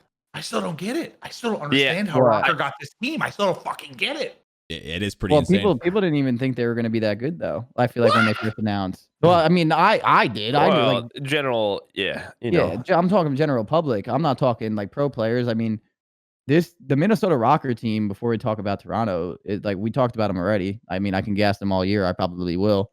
But I just think they're like one of the perfect teams on paper. They're going to compete everything. Like, it's going to be so talent. tough to beat them. Like, they're just going to push you in every game mode. Like, they're a motivated team.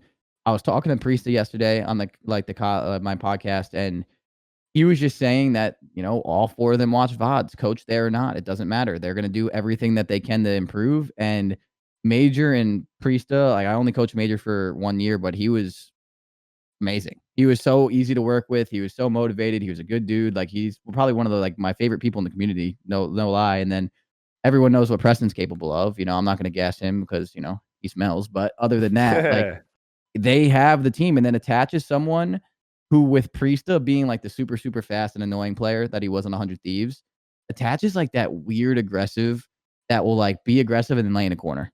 And then be like that annoying player to play against while Preston's kind of running crazy. I think they have a really good dynamic, and I think they're going to continuously do really well. But you definitely have to give props to, I don't know. This was a good match. I think Toronto is also another team that should be a little bit more respected too. Well, I mean, I know Bant's played really, really good, but Toronto was good last year too, for the most part. They did well. I expect them to. Yeah. I think when I look at the series, I'm surprised Toronto won both hard points, and I'm surprised Minnesota won both searches. That's the only surprise takeaway I really have. sort of took those away from each other. Because I think Minnesota should be able to win one, and I think obviously they were very close.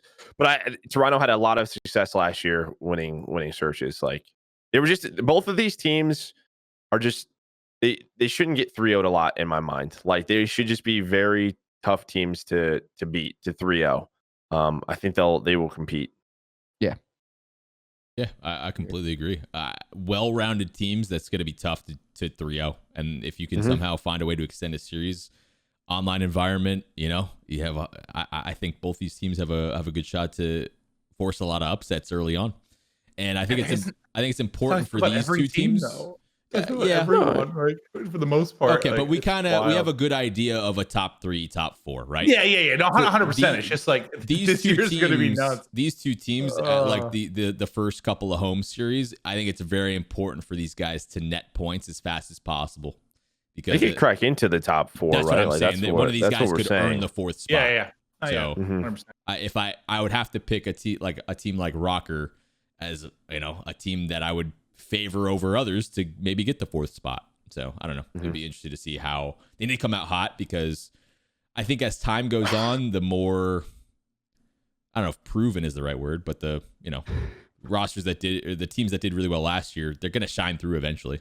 So it went down the wrong hole, Joe. Oh. What is wrong with you? The scary part for me with Minnesota Røkkr is not only, we gas their leadership, or I do at least, and then they have the right players and all that for Hardpoint and Control. I get it. But like, they on paper should be a really good search team.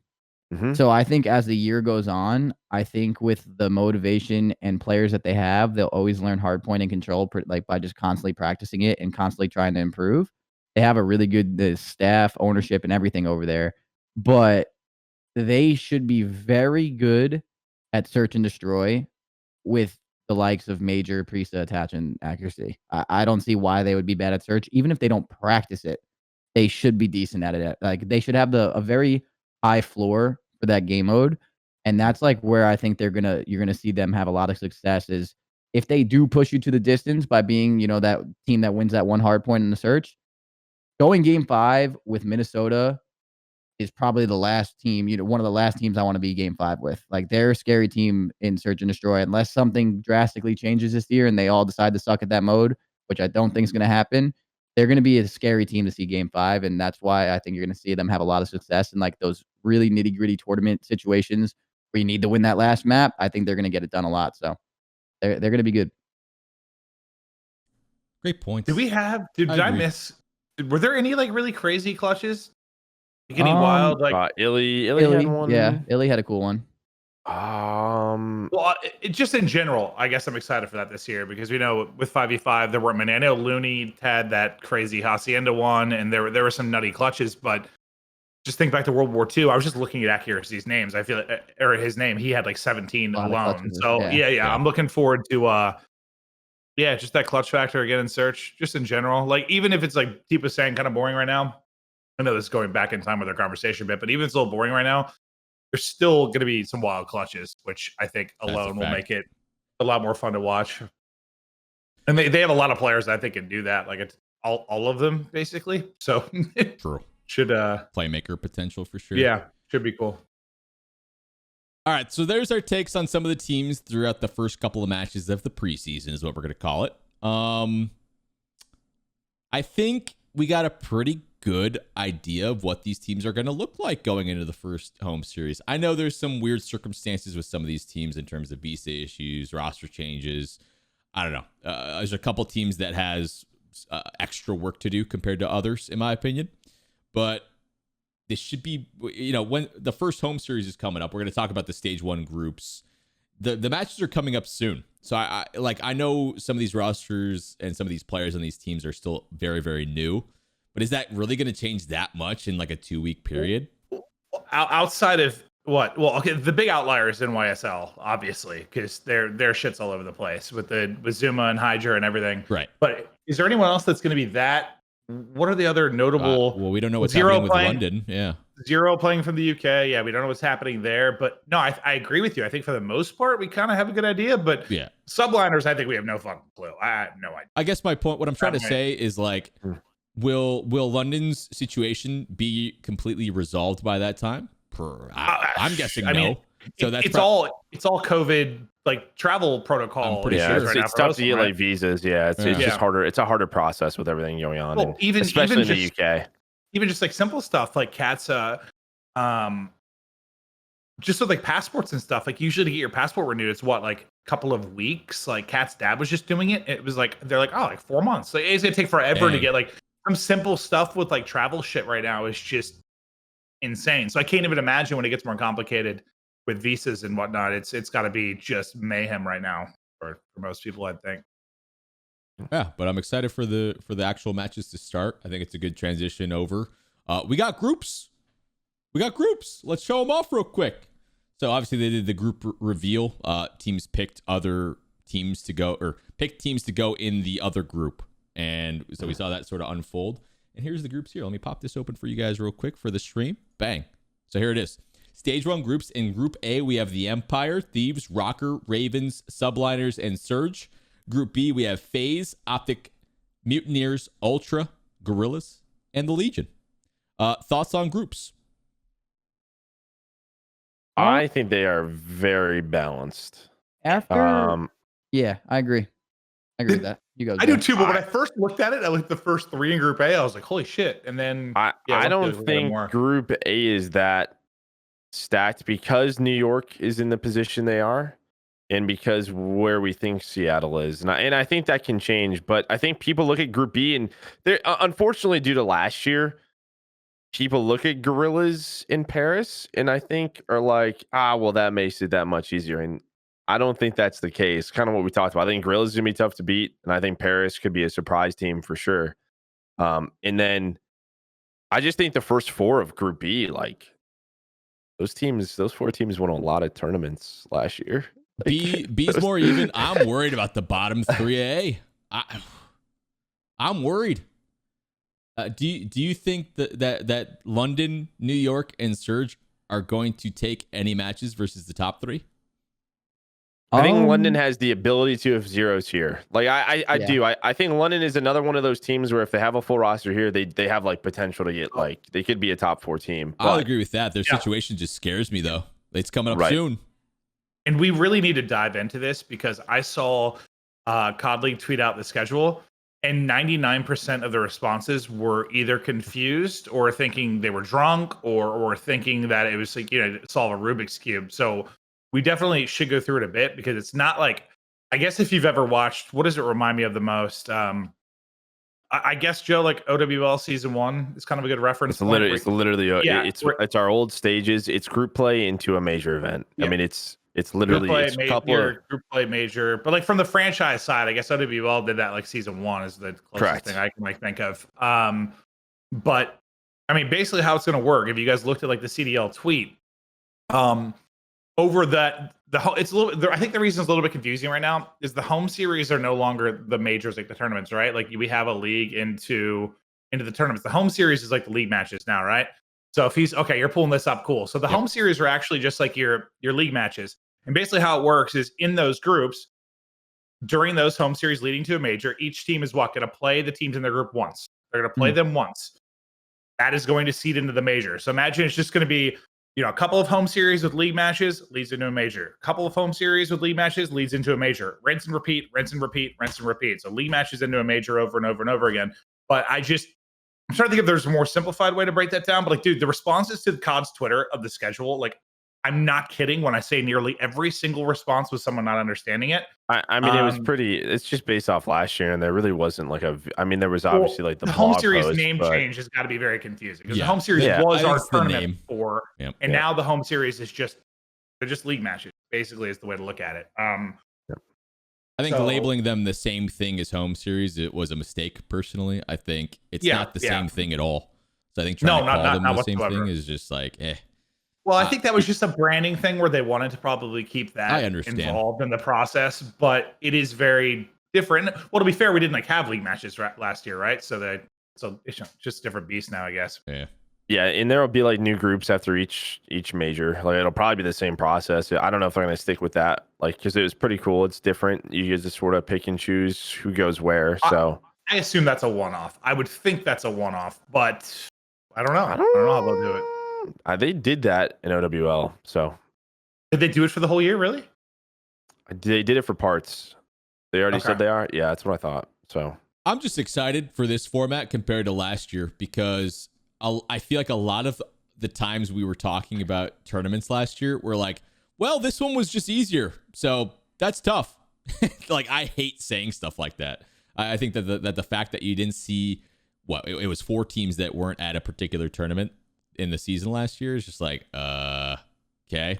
It just like took away from the competitive nature of it, in my opinion, when it's just the nature of the beast, right? Like, there's going to be ones that end up easier than other ones. It's just not a good way to run it. So, and I think this is about, and I don't know, Joe and I've talked about it a lot. And I've thought about it a good bit, but the reason it can't be just some sort of seeded tournaments only, like with a franchise league, when you're paying whatever millions of dollars to be in a league, like every team needs their airtime, right? Like you need to be on broadcast. You have to be involved in it. So like having the league matches kind of solves that in a way. And now it's actually seeding into something that's a bit less random. Like I think this is a pretty good middle ground that I think fans are going to like.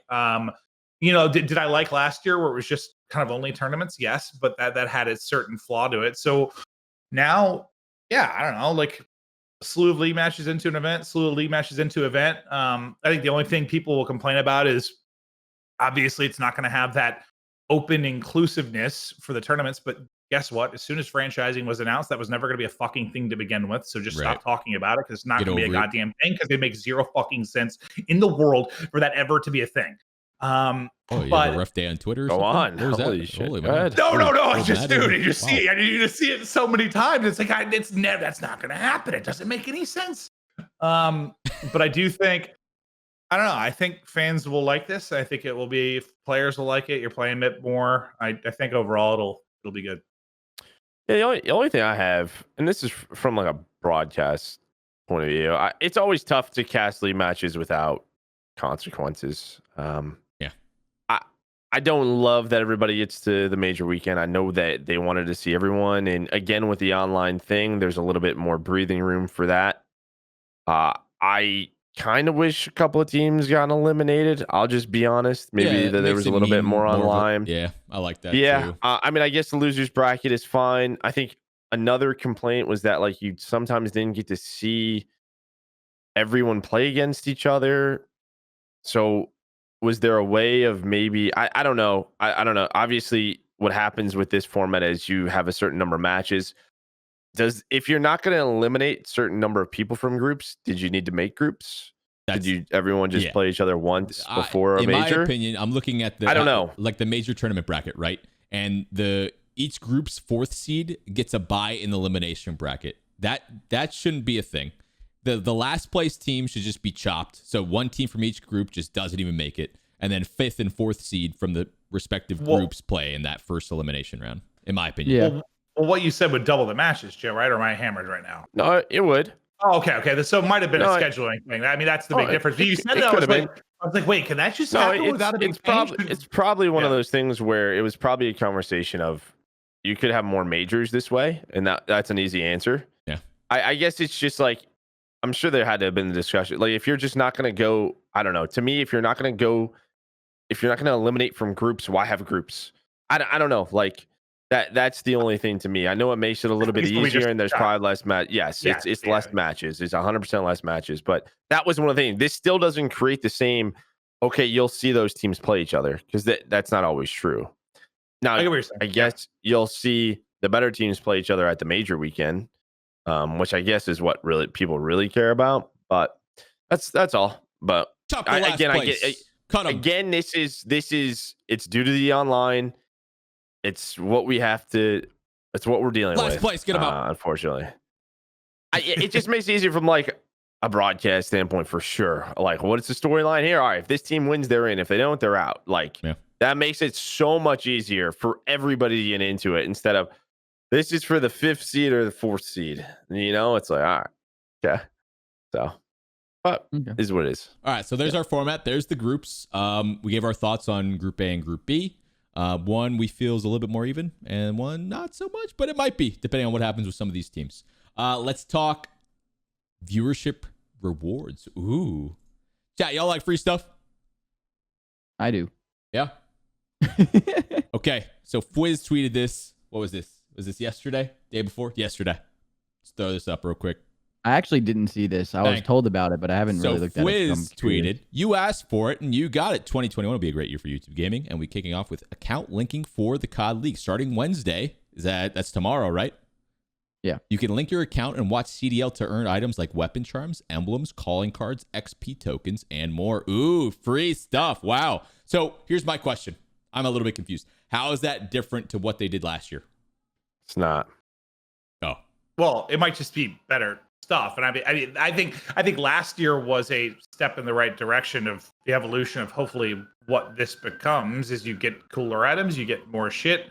But last year also was called a beta too, and I know there were a lot of issues with it. People weren't getting their stuff, so I'm hoping some of those, I guess, things have been ironed out a little bit. This is what I'm praying, but I don't remember what the rewards were exactly last year. But were you getting shit like double XP for in-game and shit like that? Maybe. I don't know. Listen, we all want camos. Like, what are we talking about here? Camos. Give me a major.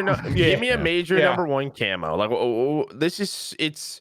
I know why we're not, but that's what we need. We need a camo for each major. That'd be dope. That's more work to the dev, and that's something that. Throw an operator in.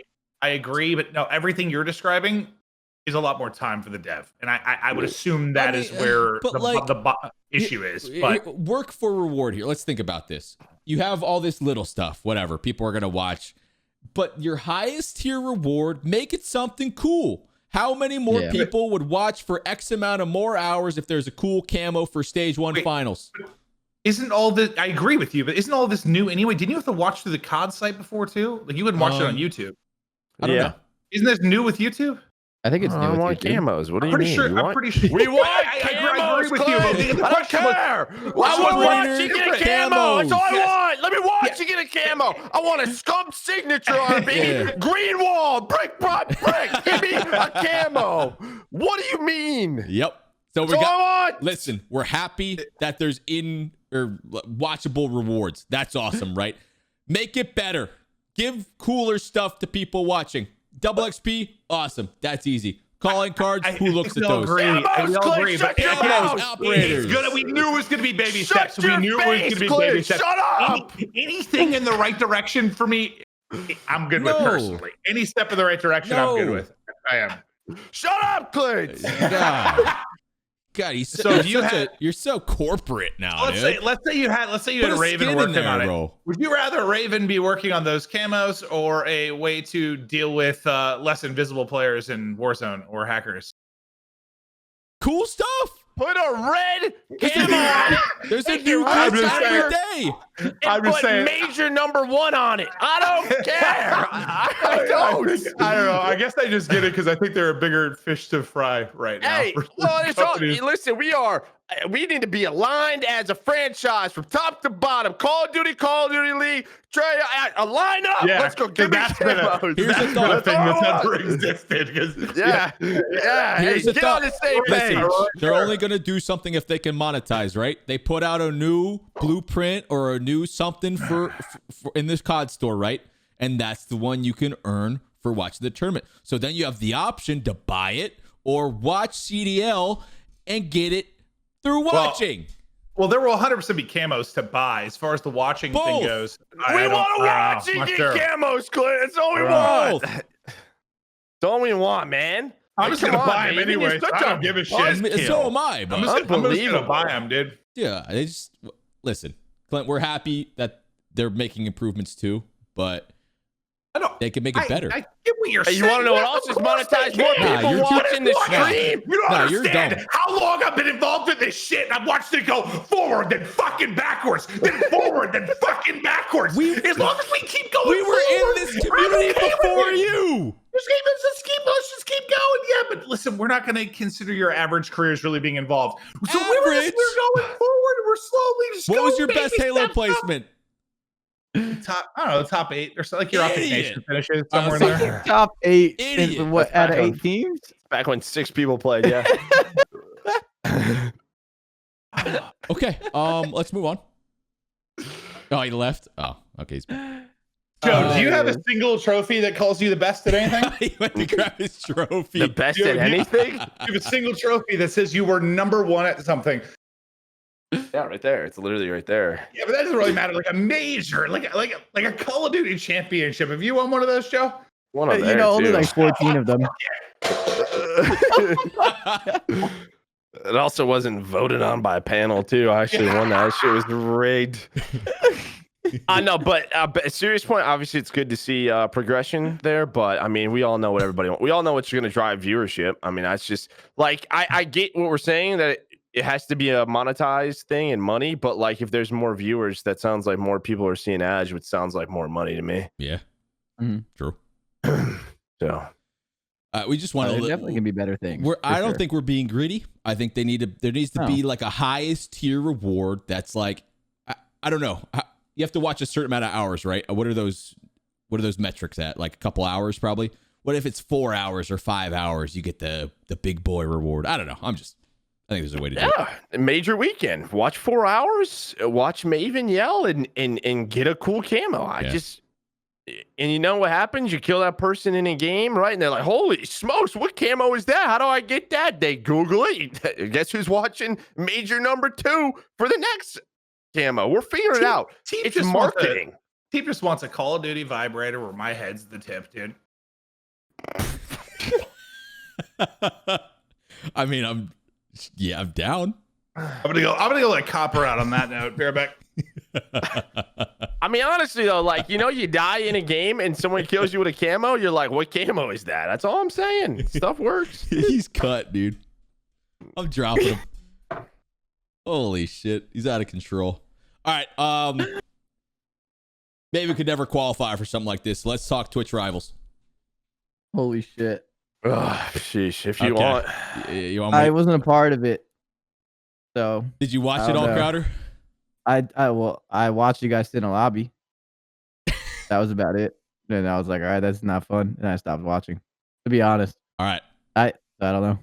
Chat, recently, Twitch rivals 250K Warzone Doritos Bowl.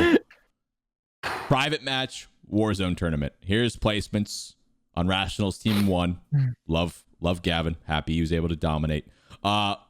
We did not do well. We were not in the top 10, as you can see here.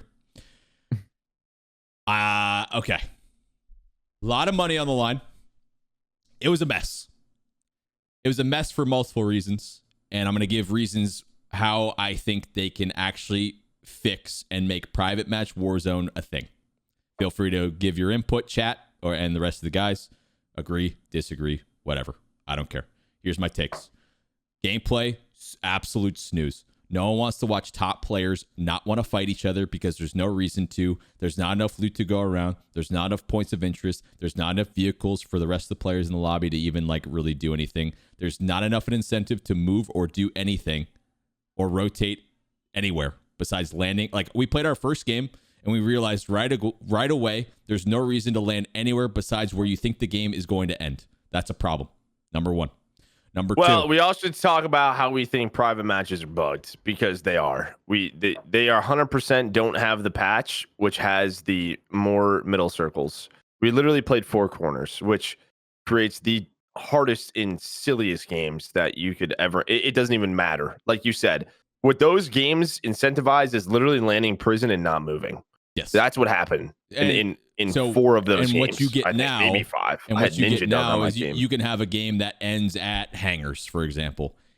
Mm-hmm. That was not going to happen in a tournament like that. It was going to end at a certain quadrant, and it's going to force so much movement. There's a reason why they changed those in the actual game. Okay, so needs work. Another one.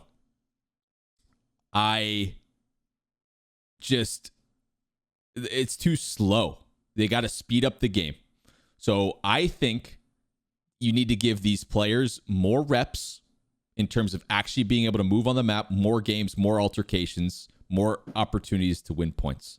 I think the correct way to run tournaments like this is to do something.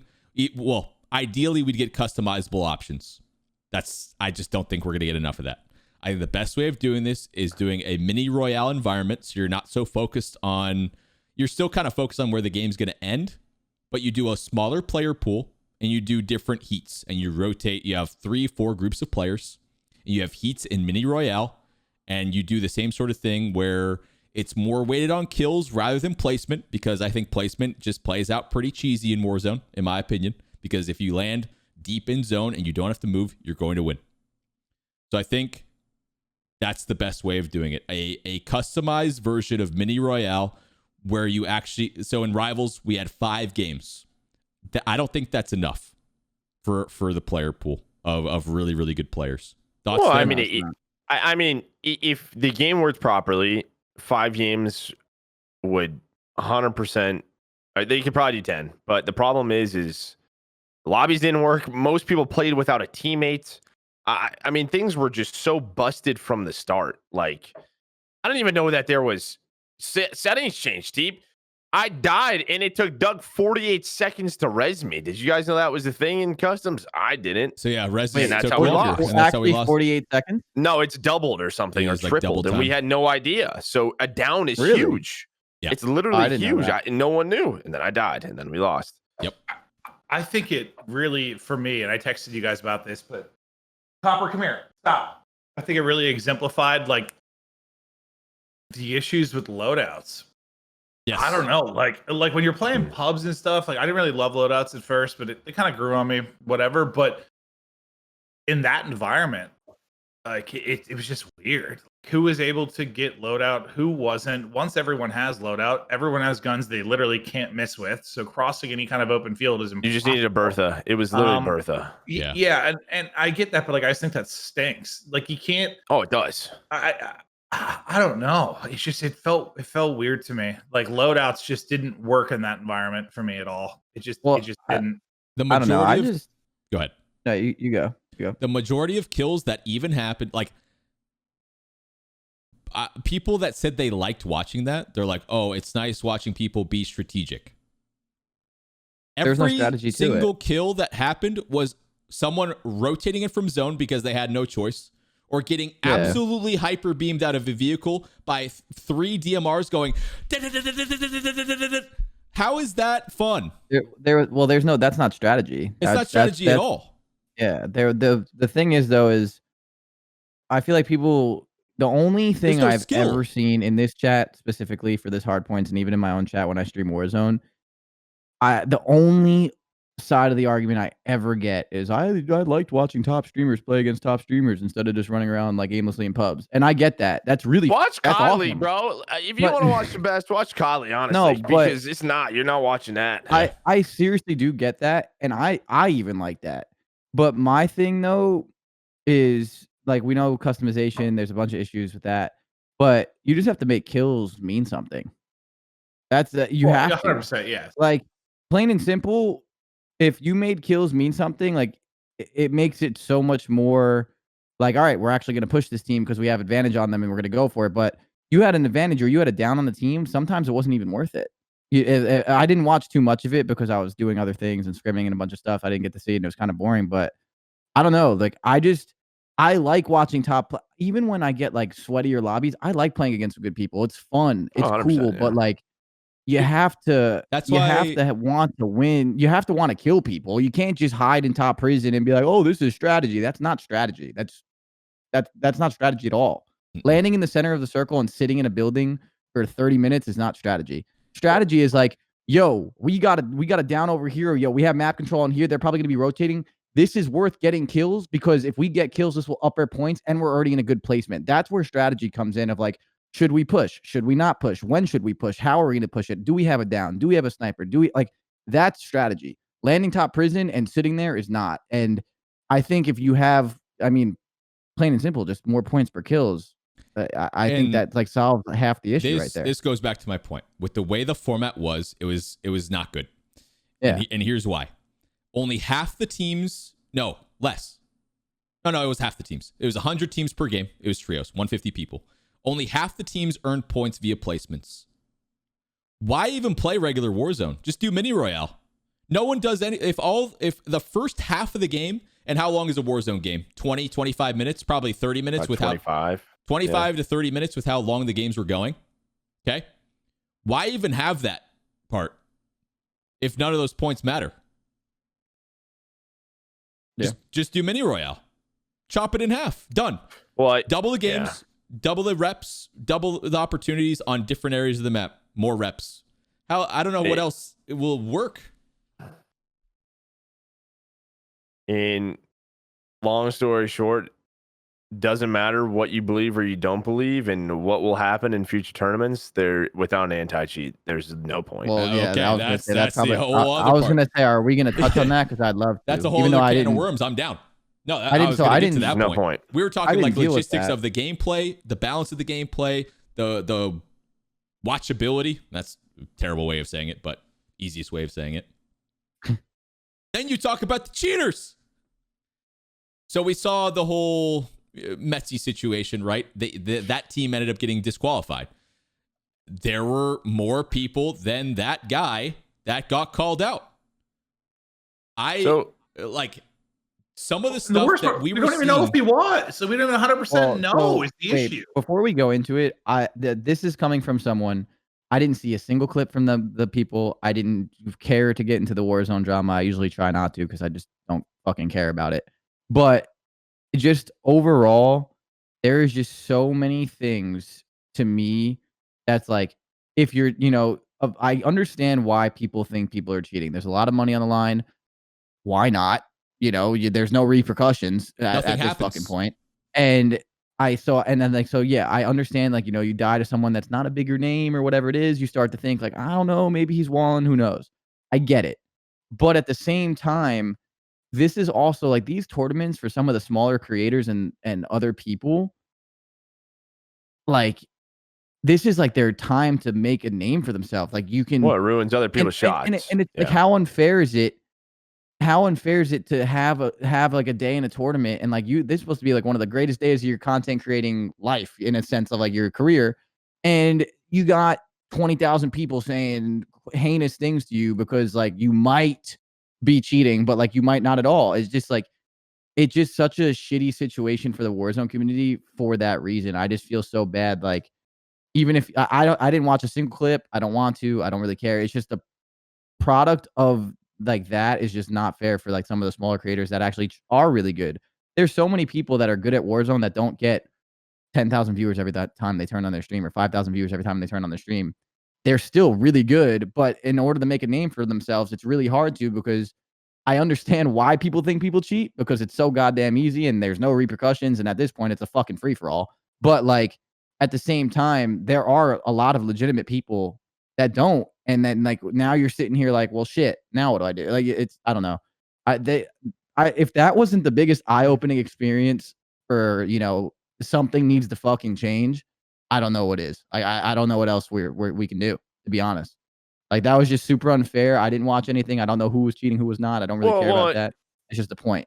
It's not fair to the people, period. What you were saying is Twitch, they basically, what people complain about, I used to complain about it in the past, and if you aren't a certain level or don't have certain connections, you don't get invited to tournaments, right? Yeah.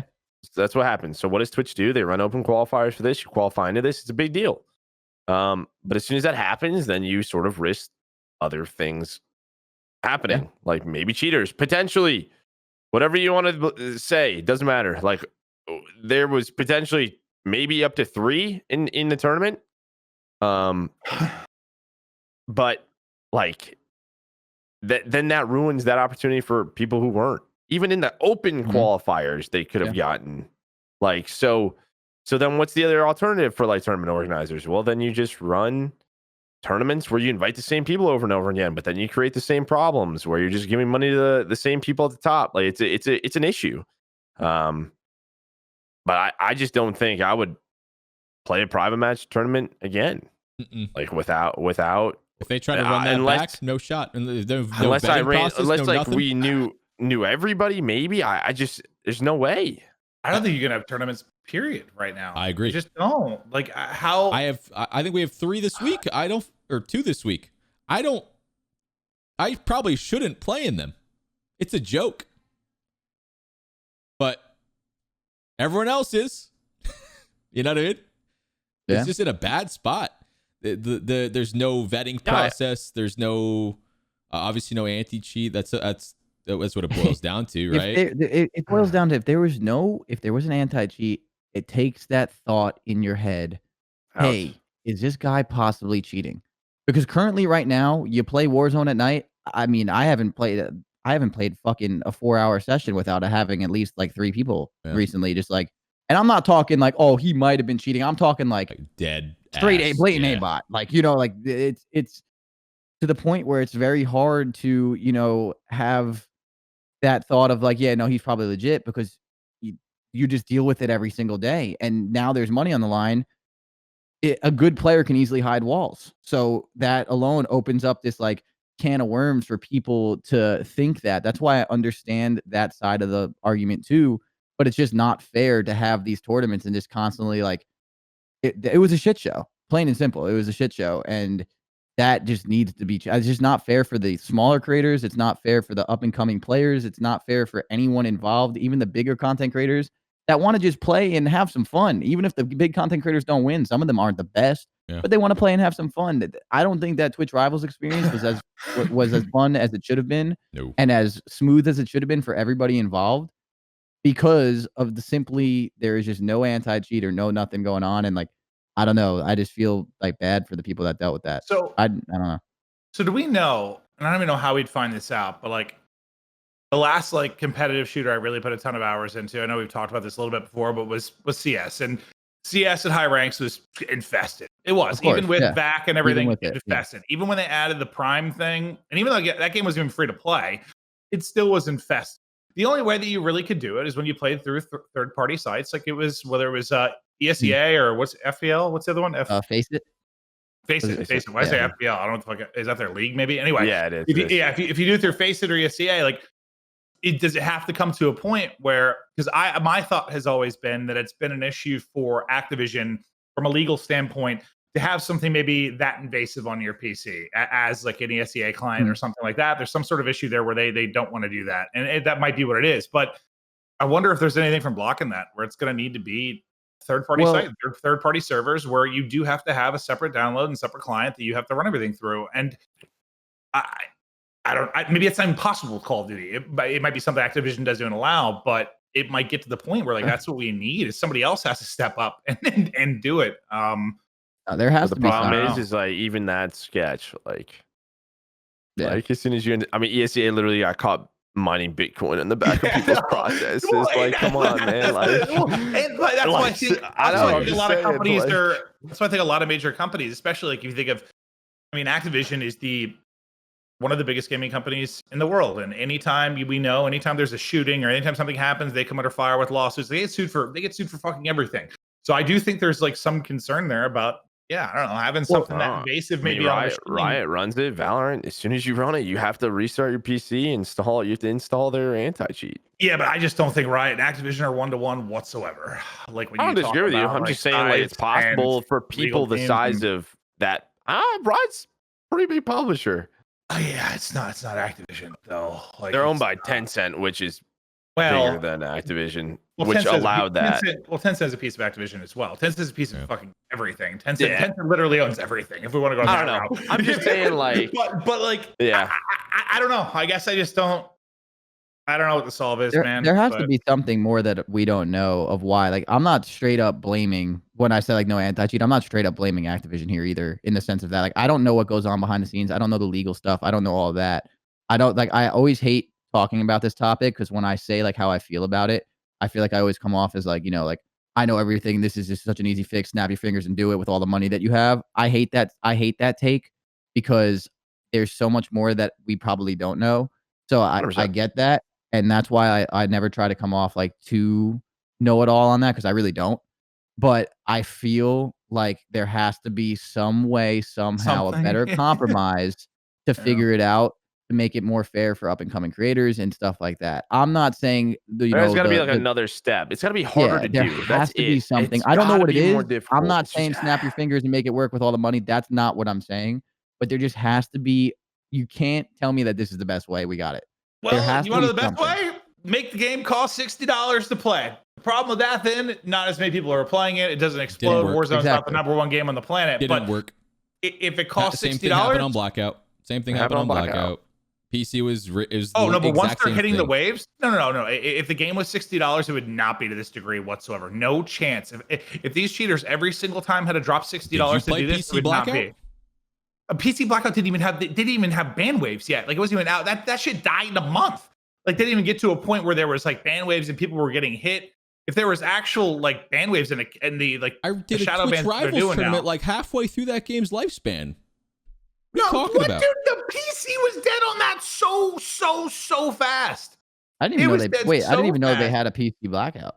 No, they did for like a month. Like, I didn't even know people that. were playing it. Like, it didn't last long at all because of the cheating stuff. But I don't know. It's always better at games that aren't free to play. It's always less of an issue. Listen, I'm You not can't saying- just make a new account, make a new account, make a new account. I'm not saying like a pay to play wouldn't help, but like it's bigger I don't want than it to that. be that though. I mean, I don't want. No, it I don't be think pay that. to I'm just play is saying the that answer though. I think the free to play. My point is pay to play didn't work. Oh, It's got to be something, man. Like there's just I just want to read something like, yeah, we just can't do it. I'll be like, all right, well, all right, cool. yeah. Well, that And I got more on my block list or something. I don't know, dude. Like, can I? The lack of I think I go through transparency kills 200. me. That's like the every one thing that week. kills me. Yeah. Dude, what TeeP said the other day killed me. Like, literally destroyed me when he said, because I always report and block, and he was like, you shouldn't report people because then they're gonna get removed and make a new account that you're gonna have to block all over again. If they don't get banned, then you'll just have them blocked still. And I was like, shit. That's Yeah. a good point. So I shouldn't even be reporting cheaters. Fantastic. Well, and the other problem is just the system really works the way they said it, and we were talking about this today. I mean, if you truly get reported, as many people do, like we play with Sim a lot, there's no doubt people see Sim and report him. If you truly get reported more and more, and then get put in the hacker lobbies, that happens to us more than I could even imagine. I think it happens every day. I think the game gives us one game, we win it, it's casual, and then for like almost every single morning for the next hour or two, cheater, and then it like resets finally. It's weird. You guys that frequent our streams every morning, you've been here for the past month, like longer than that. Crazy. Just what it is. I mean, that's the flaw in the system, but it's also good for everybody else. Like Mo's been playing Warzone, and she's been having the time of her life, and I've been watching, and it's awesome to watch. He's just Has been ran playing too. one. Yeah. Loves it. It's a great time. They're just And most people vibing. come in, they're like, man, I don't really get this many cheaters. I'm like, I bet. Yeah, like I really do. It's probably a sucks. great time. Most people might not even be able to relate to this. But tune in tomorrow if you want to see us all get pounded for hours. It's going to be a great time. Actually, Chris is probably what are we doing streaming tomorrow? later. We're getting I'll pounded be on for I'll be hours on by right hackers. after this to Yep. deal with it. Yeah. Yeah, you guys can watch Crowder after this. Again, I brought this up another episode, maybe the last one I remember. The lack of acknowledgement scares me. They either That's my thing. they can't like it's so bad. Was it like this in Fortnite? Don't think so. Don't really know because They we stopped ban playing people Fortnite. in competitions Yeah. if they think they're like stream sniping or teaming. Like it is insane. And then It you're is talking- Well, nuts. that's Then you're talking you're describing Valorant. a They have an different anti-cheat. level of developer or publisher involvement. Is I know. and I get I it. still do wonder how tricky it is because, and again, not trying to make excuses exactly, but like when you think of Valorant, Riot develops and publishes. When you think of Fortnite, Epic develops and publishes. Like when it comes see what you to mean. Call of Duty and having The separation. you there, have right? you have the three major developers, you have Raven, you have Beanox, you have Activision, the publisher. Like I don't know how much more of a pain in the ass it makes it. I don't. Yeah. But it is interesting when you think about the fact that when people talk about skill-based matchmaking, like when it came out, I can't remember who tweeted or who posted about it, if it was Conjury or who it was, but that was like, us as the developer have no control over SBMM. Like that's straight from Activision. Like that was at first I was like, really? That's crazy. It's kind of weird when you think about that. If that's how it works, that it comes from like above. But I can't imagine it makes this situation like this easier. I would think, but Based on that fact, you think the devs are just sitting there like just so disappointed They because could be want to pissed. do something? 100%. Right. Yeah. Could be. Yeah, Yeah, for sure. I don't know. But I mean, No. fact is, TeeP, when Thursday, you better hope you don't run a hacker. I'm going or you to. lose and I'm gonna. Or you probably better lose. hope you run the hacker at the right time and you get a reset. Isn't that right, Clint? Hey, there's always a good time to reset a game. Hey, run into a little hacker. When you lose your gulags, you're I'm gonna down have the 10 admin on speed to the dial. Merk and Maven duo, and you run into Mr. Hacky Wacky sitting up Yep. top the hill. So Reset. you get a full game reset. Reset. Yep. A whole other can of worms too. I'm going back to the cheating category, and I'm not going to accuse anybody, but it's naive to think that people weren't cheating in rivals, and it's naive to think that even if you talk about a kill race or a 2v2, people hunt other people, bro. You know, there's just a lack of credibility, lack of competitiveness, and a competitive integrity in Warzone. It's sad. The game has so much potential. I've been saying this about COD, and now I'm talking about it on COD Warzone. The amount of potential is absolutely insane. And when people feel like they're being cheated over and over and over again, and you don't acknowledge the problem, the player base is going to go down over time. And whenever next new big BR comes out, it's a big worry. That's what drives these, like, you know, I feel we don't need to go into it too far, but I know Tommy is upset right now with how everything went down, and he's been stressed, and you know, obviously could have handled things a little bit better. But like, part of me is like, it's hard to, you know, maybe not handle the best, but it's hard to like blame the guy considering like he deals with it like we do every day. When you're dealing with it every day in and day out and day in and day out, like it's always in the back of your mind that someone's full of shit. It's just how it is. Like it's literally ingrained in your brain that someone could be full of shit. And there's literally people that have been stealing money from people for 9 months. That's why I understand that side of this, like that side of it for sure. Well, and then, like that's the why whole- I don't fault that at all, because you really can't. People, you know, like I'm sure if like what TeeP said or what Tyler said, it's naive to think that no one was cheating.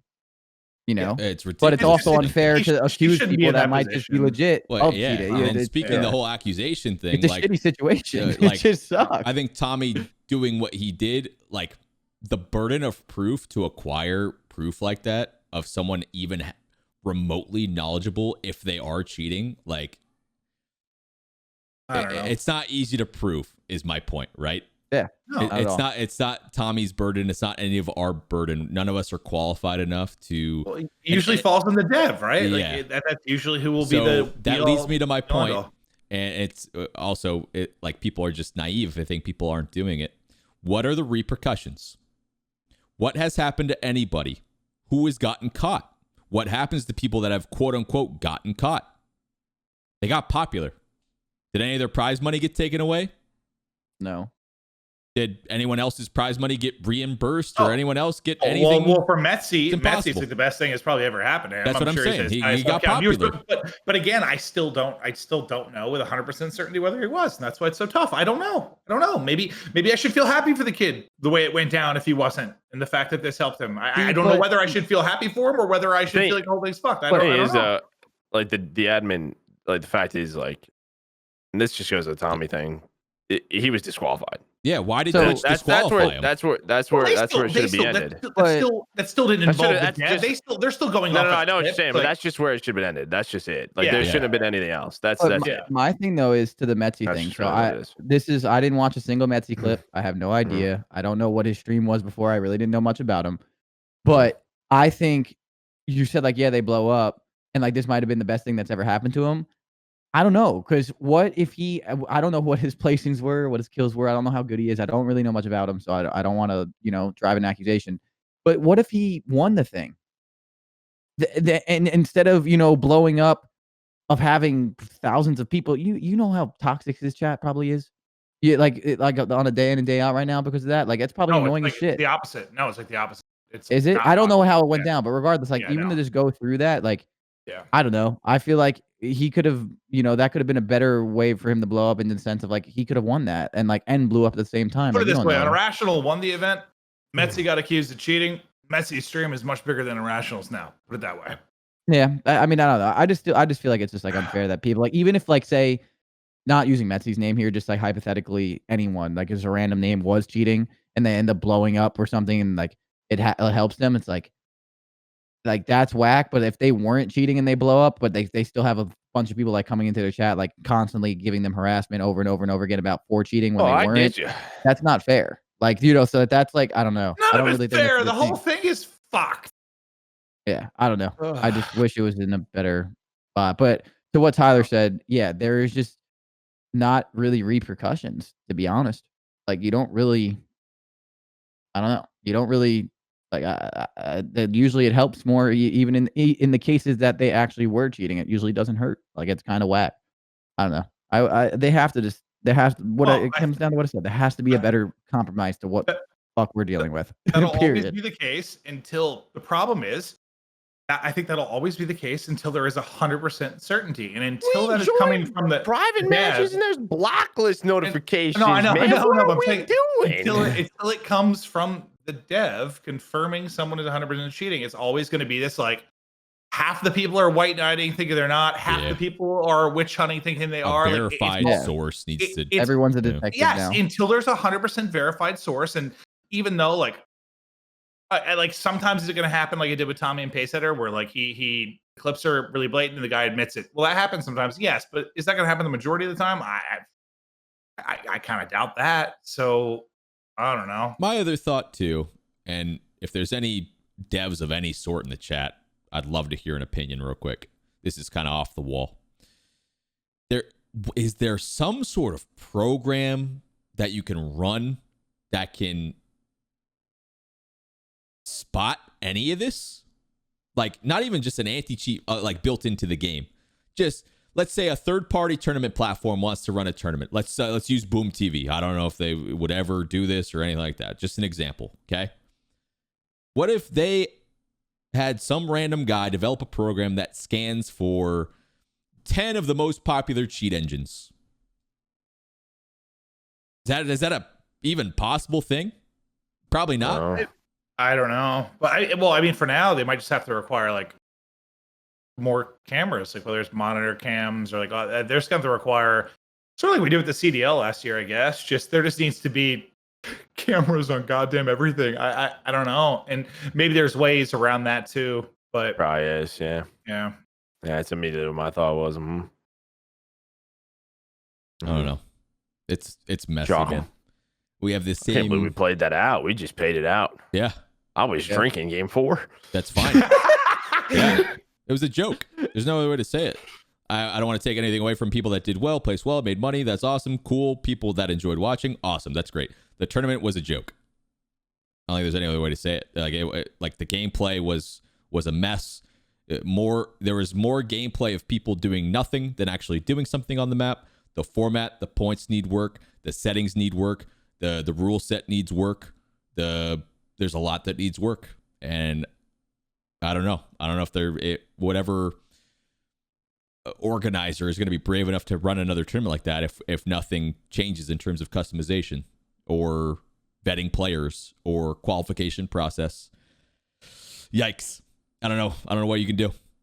Well, I know the 4 of us aren't cheating, so if they want to put up like, I don't know, $500,000, the 4 of us compete in solos or something. Yeah, just Sounds us 4. great. Yeah. Cool. So Maven's getting last. I'm in. Shit. Oh, all right, man. Turns out last gets the most money. All right.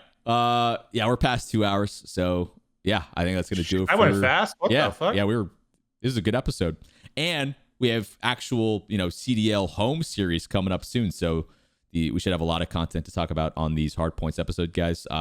Usually we do some chat questions, but I know Crowder's got to get to his stream and stuff like that. Yeah, so I know you're chilling, but I think we had a good episode today is what I'm trying to say. So Joe, you trying to play Path of Exile for a little bit, or you going to bed?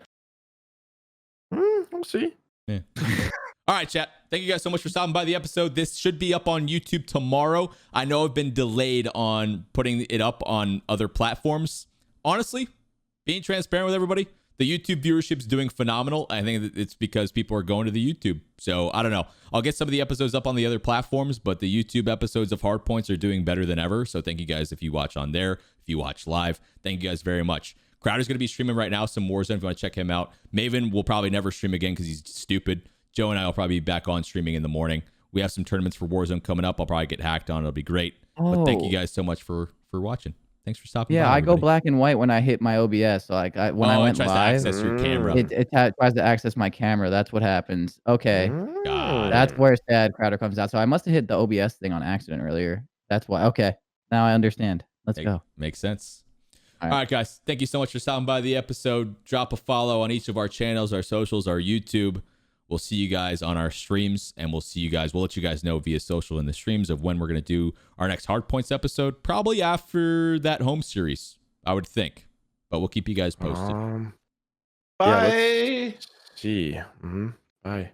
Alrighty. Chat, we love you. Crowder, let me know when you go live.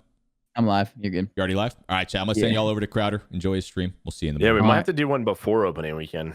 I'm down. Yeah. I'm down to talk bullshit with you Okay. guys any day. No, of we the might be week. good. We might be good. We do one after opening weekend and after week 2. Okay. What? Yeah. All right. All right, chat. We love you. Goodbye now.